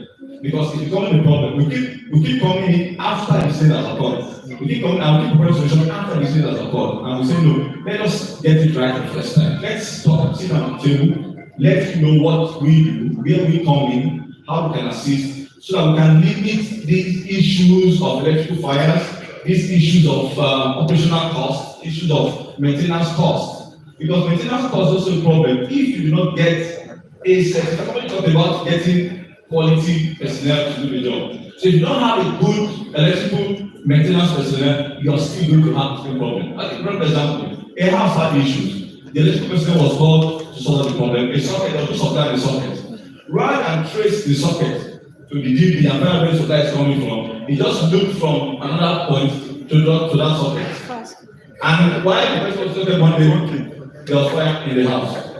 And facility had to come in, issues came up. So these are challenges that we see every day, but we always come in when there is incidents. And I'm trying to say, no, let us not work, let's collaborate and see how we can be there before you take over. So by the time I take over, you have a certificate from my agency saying that it's in order, go ahead. If any issue happens, then it must be an act of God or something else. Why we are saying it's okay, then go ahead with it. I've been told to stop. There's so much to say for me.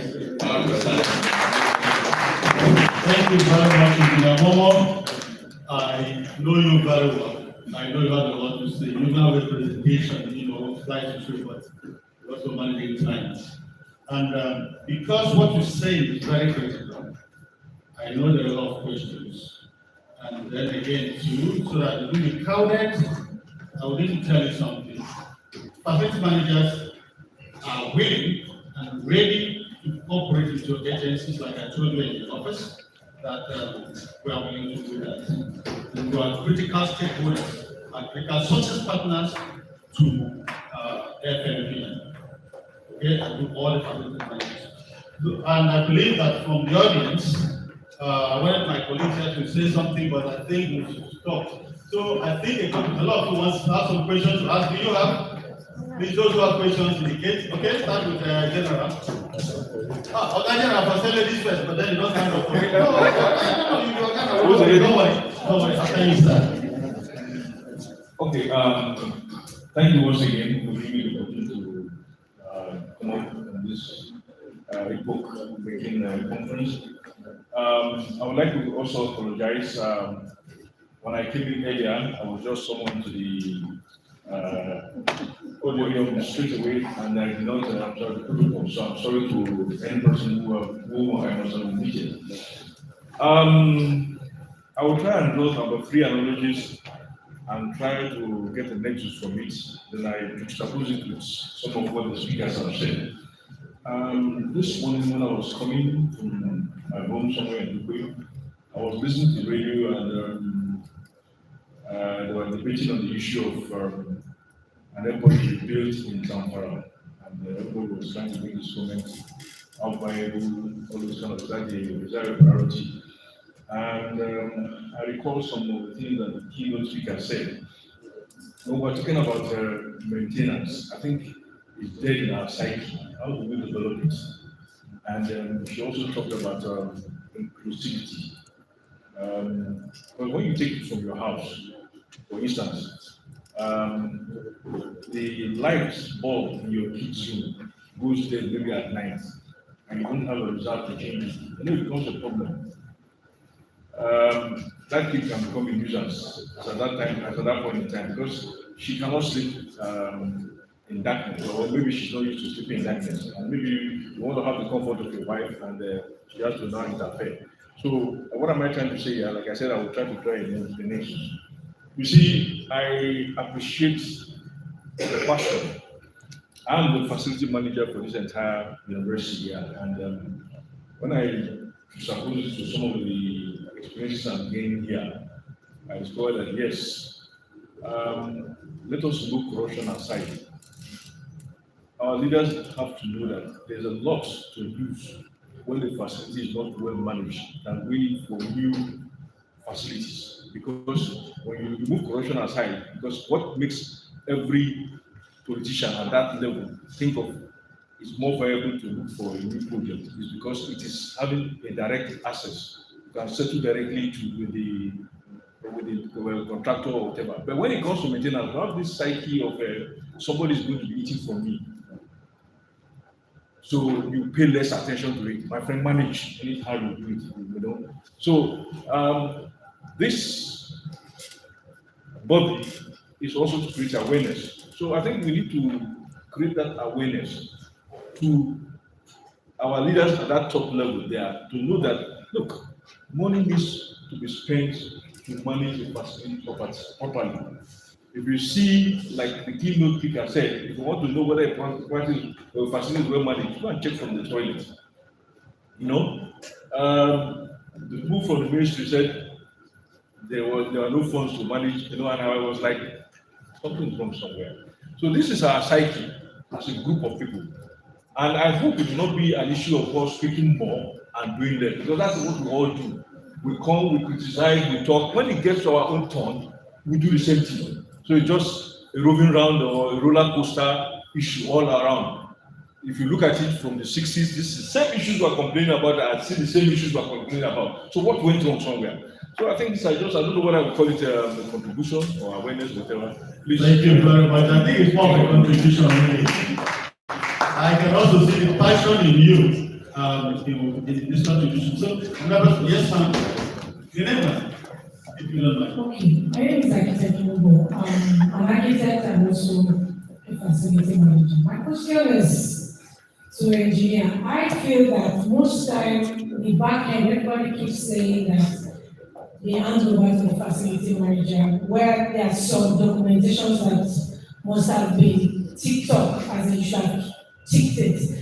So I'm asking that, can your agency partner with the approval offices to be able to, when you approve a drawing, you should have that paper on your table and tell your team to go ahead and follow up on what has been put into the bid. Because sometimes even these facility managers, they don't even know the wires. They don't know all this nitty-gritty. They don't know the authenticity of this product that has been brought in. But if I get an approval for my construction, the electrical part comes to you, your team follow it, it makes it easier because when it comes back to the facility manager, he runs with what he has been given. Because some of these things are under the concrete already. So how can you help us and also so that we all can be happy? Because that's the end product. Because every time people keep saying the facility manager, but there's a product that has been given to them which is finished.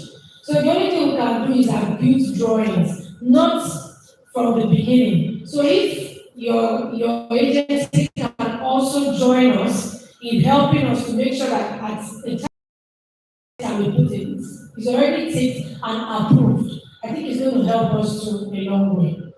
Thank you. Thank you. What we've also observed, the president, normally when we come like a building, for example, part of what we require for the inspection was submit the as-built drawing for us for our perimeter. And what we found out is when we take an as-built drawing and go to site, it's not good. It's not good. They call it as-built, but what you find on ground in the building is not as-built. So most times, you see, sometimes we have to call facility manager because sometimes we not tell the contractor we need the as-built, what you have done, put it on paper, and we submit to the office. Now, because there's a delay, when we're asking for that, facility managers are in a hurry, people are wanting passporting, next are delaying this project, what's the problem, what's the problem? Oh, we're working for your own good. And we are saying if you don't put it in, put this what you have on ground on paper, submit to us, which you are going to get a copy to manage, to maintain the building, we will not certify that building. So there's a halt on that project. And the first manager starts coming, start writing, and like Father said, those that have people in government start talking to people in government to say, this government agency is delaying, this people of this building, they are talking us from, we know what's happening, please. Like, can we override them? This is a trend that we also have. That's why we're talking about this collaboration now. That we must understand ourselves so that we work together. Because we know that most contractors cut corners and then dump it on facility managers. I've been talking to you since I've learned so much today. Like I was telling you when we were talking, I said I have issues with facility managers until now. That now, I understand that they are not really the problem. Yes, in the long run. But like I said, it's part of telling that we feel. So when we do that, we ask the contractor, please put what you have on ground. From our inspection, this is what you have. We want to put it on drawing and resubmit it to us. That is one. Two, we also will now carry out tests. All the equipment that he has installed, we carry out tests. We check, for example, connected devices. We want to confirm that if there's a fault anywhere, when the devices trip, we use faults in the building. And we use what to see whether if they don't trip, we say the analyst, what you have here is not working. Go back and rectify these issues. So we do a report, which gives the contractor and say this is observation, go and correct this observation, then come back to us for re-inspection to ascertain that what you have done is correct. Now, until all this is done, we're not giving a certificate, and that building cannot be occupied because of that conduct of certificate. So we wait. Contractors start cutting corners, talking to facility managers, calling people at the top, trying to untwist you to get the job commission. And that's what the problem that also happens. Now, if this thing is being done correctly, we can checkmate issues that we know will be. Secondly, to also add, what we also have issues, what we also found out is when the as-built has been submitted, which you have been given. Now, some facility managers don't have competent hands to work there. Let's give an example now. In the course of maintenance, they distort the as-built drawing. They distort it. We have seen issues where if there's a problem, like your DB, the MCB, the trips out is burnt out as a pump is burnt out. Rather the maintenance man to find out the reason why it got burnt. He just presses the new one. The second gets burnt again, presses the new one, gets burnt again. That continuous to get burnt, it will lead to a fire incident. They're supposed to trace the fault, find out the fault, and before they rectify it. But they don't do that. So we're talking about competency again on the personnel to manage these facilities. Thirdly, when you have people moving out of a facility, you are supposed to invite us because for that period that was under usage, a lot of discussions would have gone on in that project. So we'll come back for that inspection before you take a new client. When we do our inspection, we can now tell you that no, the inspection has been made. You need to do a new as-built drawing because the one you have before no longer serves the purpose. The person was there before and done a lot of instructions there. And we do report to that to say, okay, no. So that whoever is coming in knows that, for example, the socket outlet is getting from a 13 amp from the DB on this side, not from, because you have some reason you have different wings. It's getting, this wing is getting from the DB here, this wing will DB here. Sometimes maintenance will go and take supply from this, because this DB is closer to this side of the office than the DB is from, and feed this part of the office. He has destroyed that building entirely.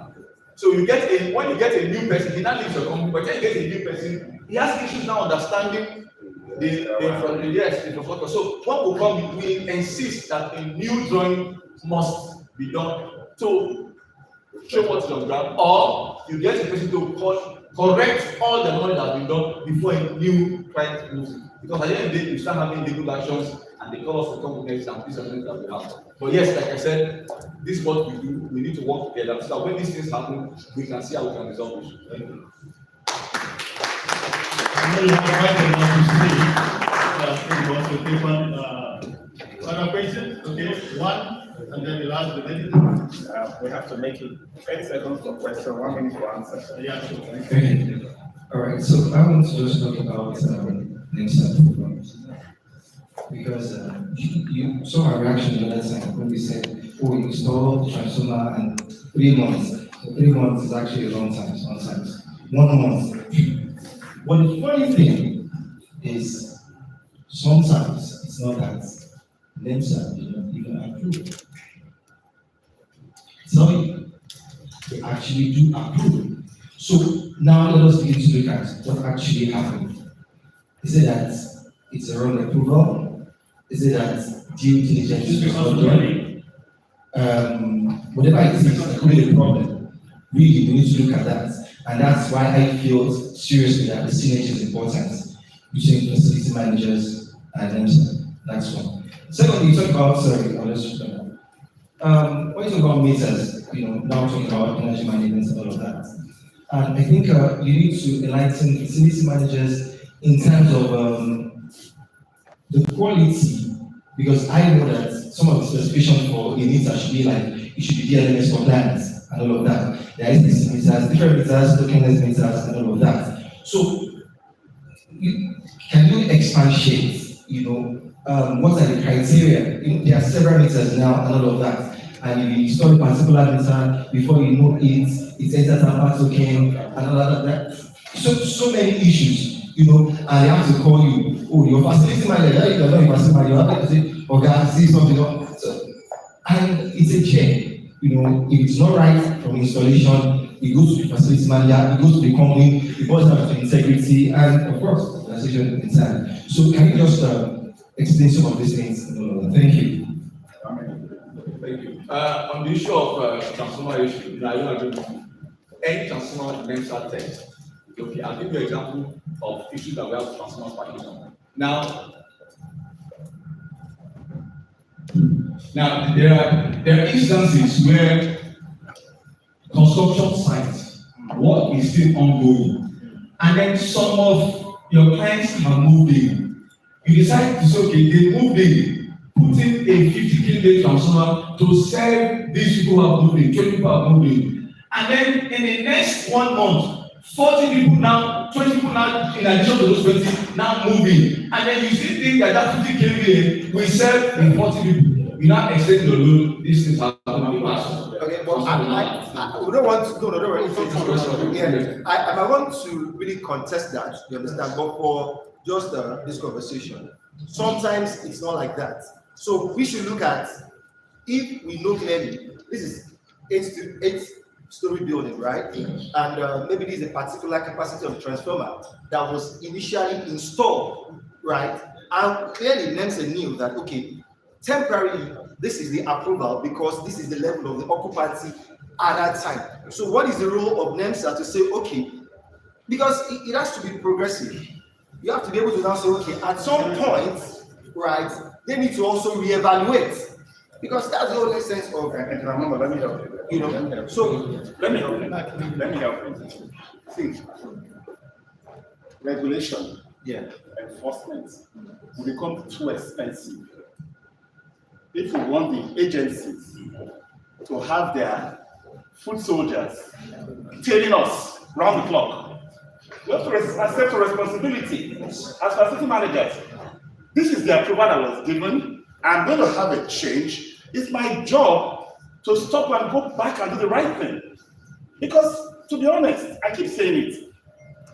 If we expect regulation and enforcement to be precise the way it should be, we can't afford the taxes. Our governments are really too expensive the way they are. He will need 5,000 officials for just his own department to monitor one small part of Lagos, not the whole country, right? But do we have the resources? So we have a responsibility.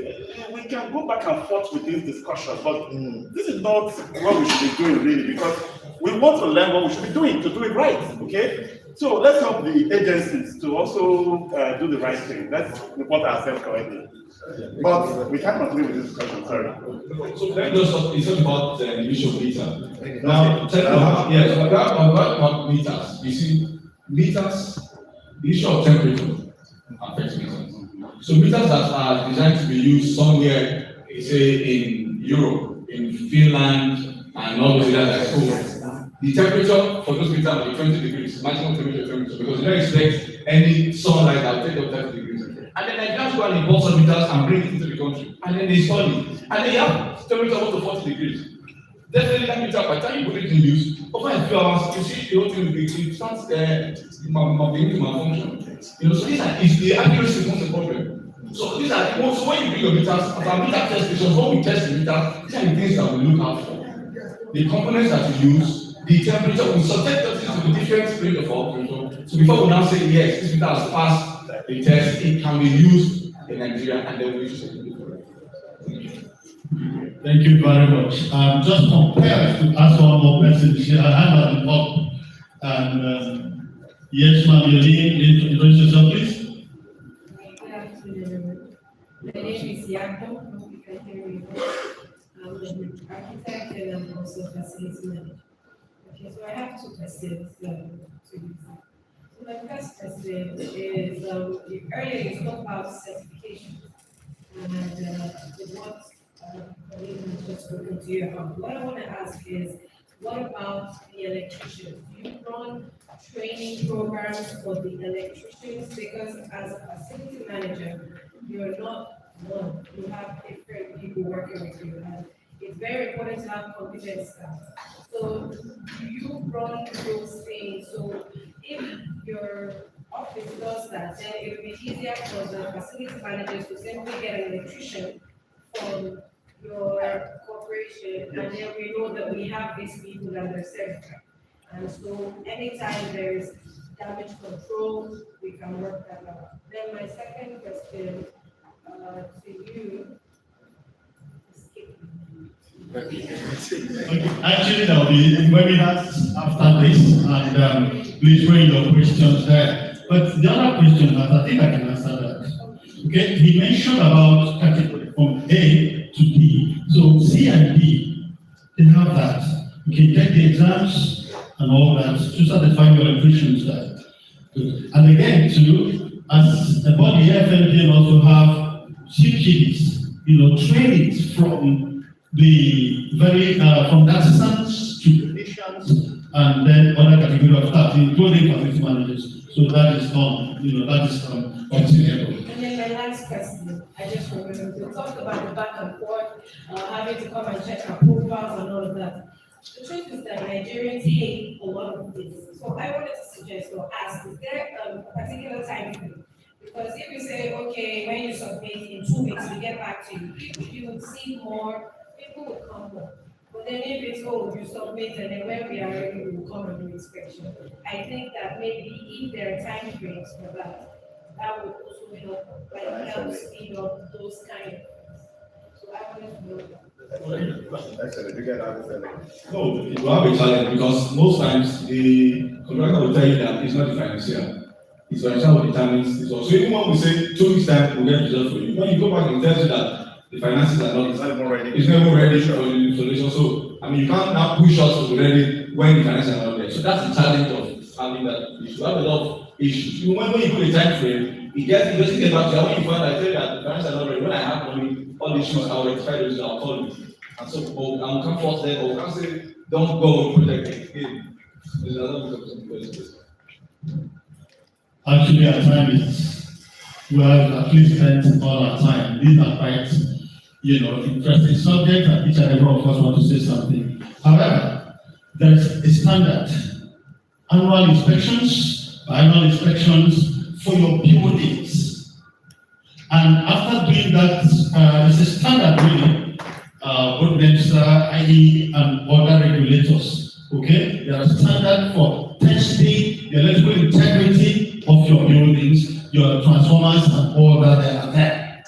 So, who wants to talk about it? I think at this point, if I want to say something and I didn't call you, I sincerely apologize. Time is not so much of a friend. Also want to thank you all the panelists. And I think before wrapping up, I think you and Dinamo will go on to final words. Thank you very much. For me, there's a need for collaboration because the issue of finances are not cheap these days. We know that, and if there's anything we can do to ensure that we mitigate unnecessary expenses, I think it's very good. Electrical issues are very delicate because it can burn down the whole building, lives can be lost, properties can be destroyed, that will cost a lot to get back. So for me, collaboration is very important. Let's work together and let's sit down, put round table, let's discuss, and then let's see how we can make the industry work for us. Thank you. So the final one is synergy, and I don't want to say anything again. We work with them to ensure. Then I just want to say, as a practitioner, if you have any issue, you have the right to write to the association. We'll connect you to the right agency or people to work with you. And that's my final word. Reach out to us, and we'll reach out to you. Thank you. Please reach out to us, and we'll reach out to you. So, once again, thank you, ladies and gentlemen. Before you go, we would like to do a small presentation to you from the president. So,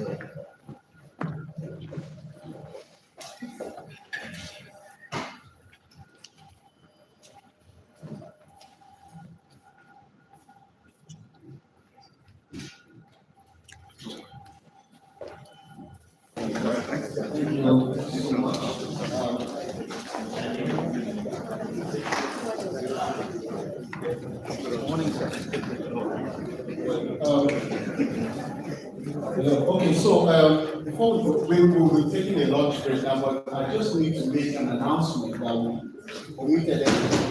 Mr. Nana Okoriabu is actually a member of the Presidential Advisory Committee for the association. So we need to recognize his presence. So we'll be taking a lunch break, and lunch will be served. And after that, we'll continue our session. The lunch is just for 30 minutes. 30 minutes, please. So, who's helping us to coordinate? Yeah.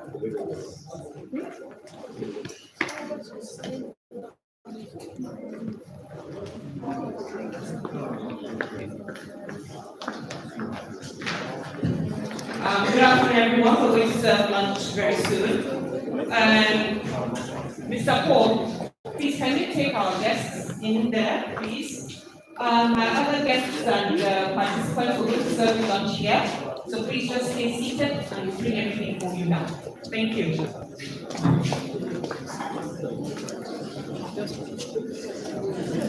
Sir?